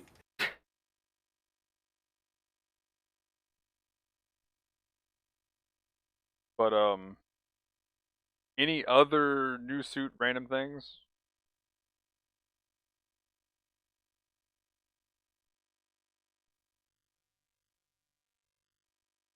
No, Seems legit. we'll see what happens. Goraz brought this one up. Mass production double Zeta is another one. Another one that'd be interesting. I don't know if you guys have said it too. No, Wait, I thought that's the, what we were talking that's about the a one that I sec was before I joking brought up about. It Zeta. looked funny. Yeah, I was thinking about the mass produced Zeta. Yeah, that one looks. there's that also one looks the weird. ground type. I know Koraz was talking about this before, the Shikikai ground type and just other stuff like that. That bitch has 4 beam sabers. The mass produced double Zeta might be a raid. Oh no, he saw Yeah, multiple damn. beam sabers. He's like, right. Yeah. Well, the funny mean, thing is that when we were first talking about Double Zeta, we kind of figured like it probably should have been a raid just because of all the aggressive, ridiculous shit that it did in the show, and it's like, oh well, we just had to wait for the enhanced. Yeah, the enhanced was just like, yes, I am here. You are correct. I've arrived. The true Double Zeta. But yeah, if nothing else, shout out time, Okie dokie. Gustav. It is I, the Goose. Gustav 13th, Gustav underscore X triple I.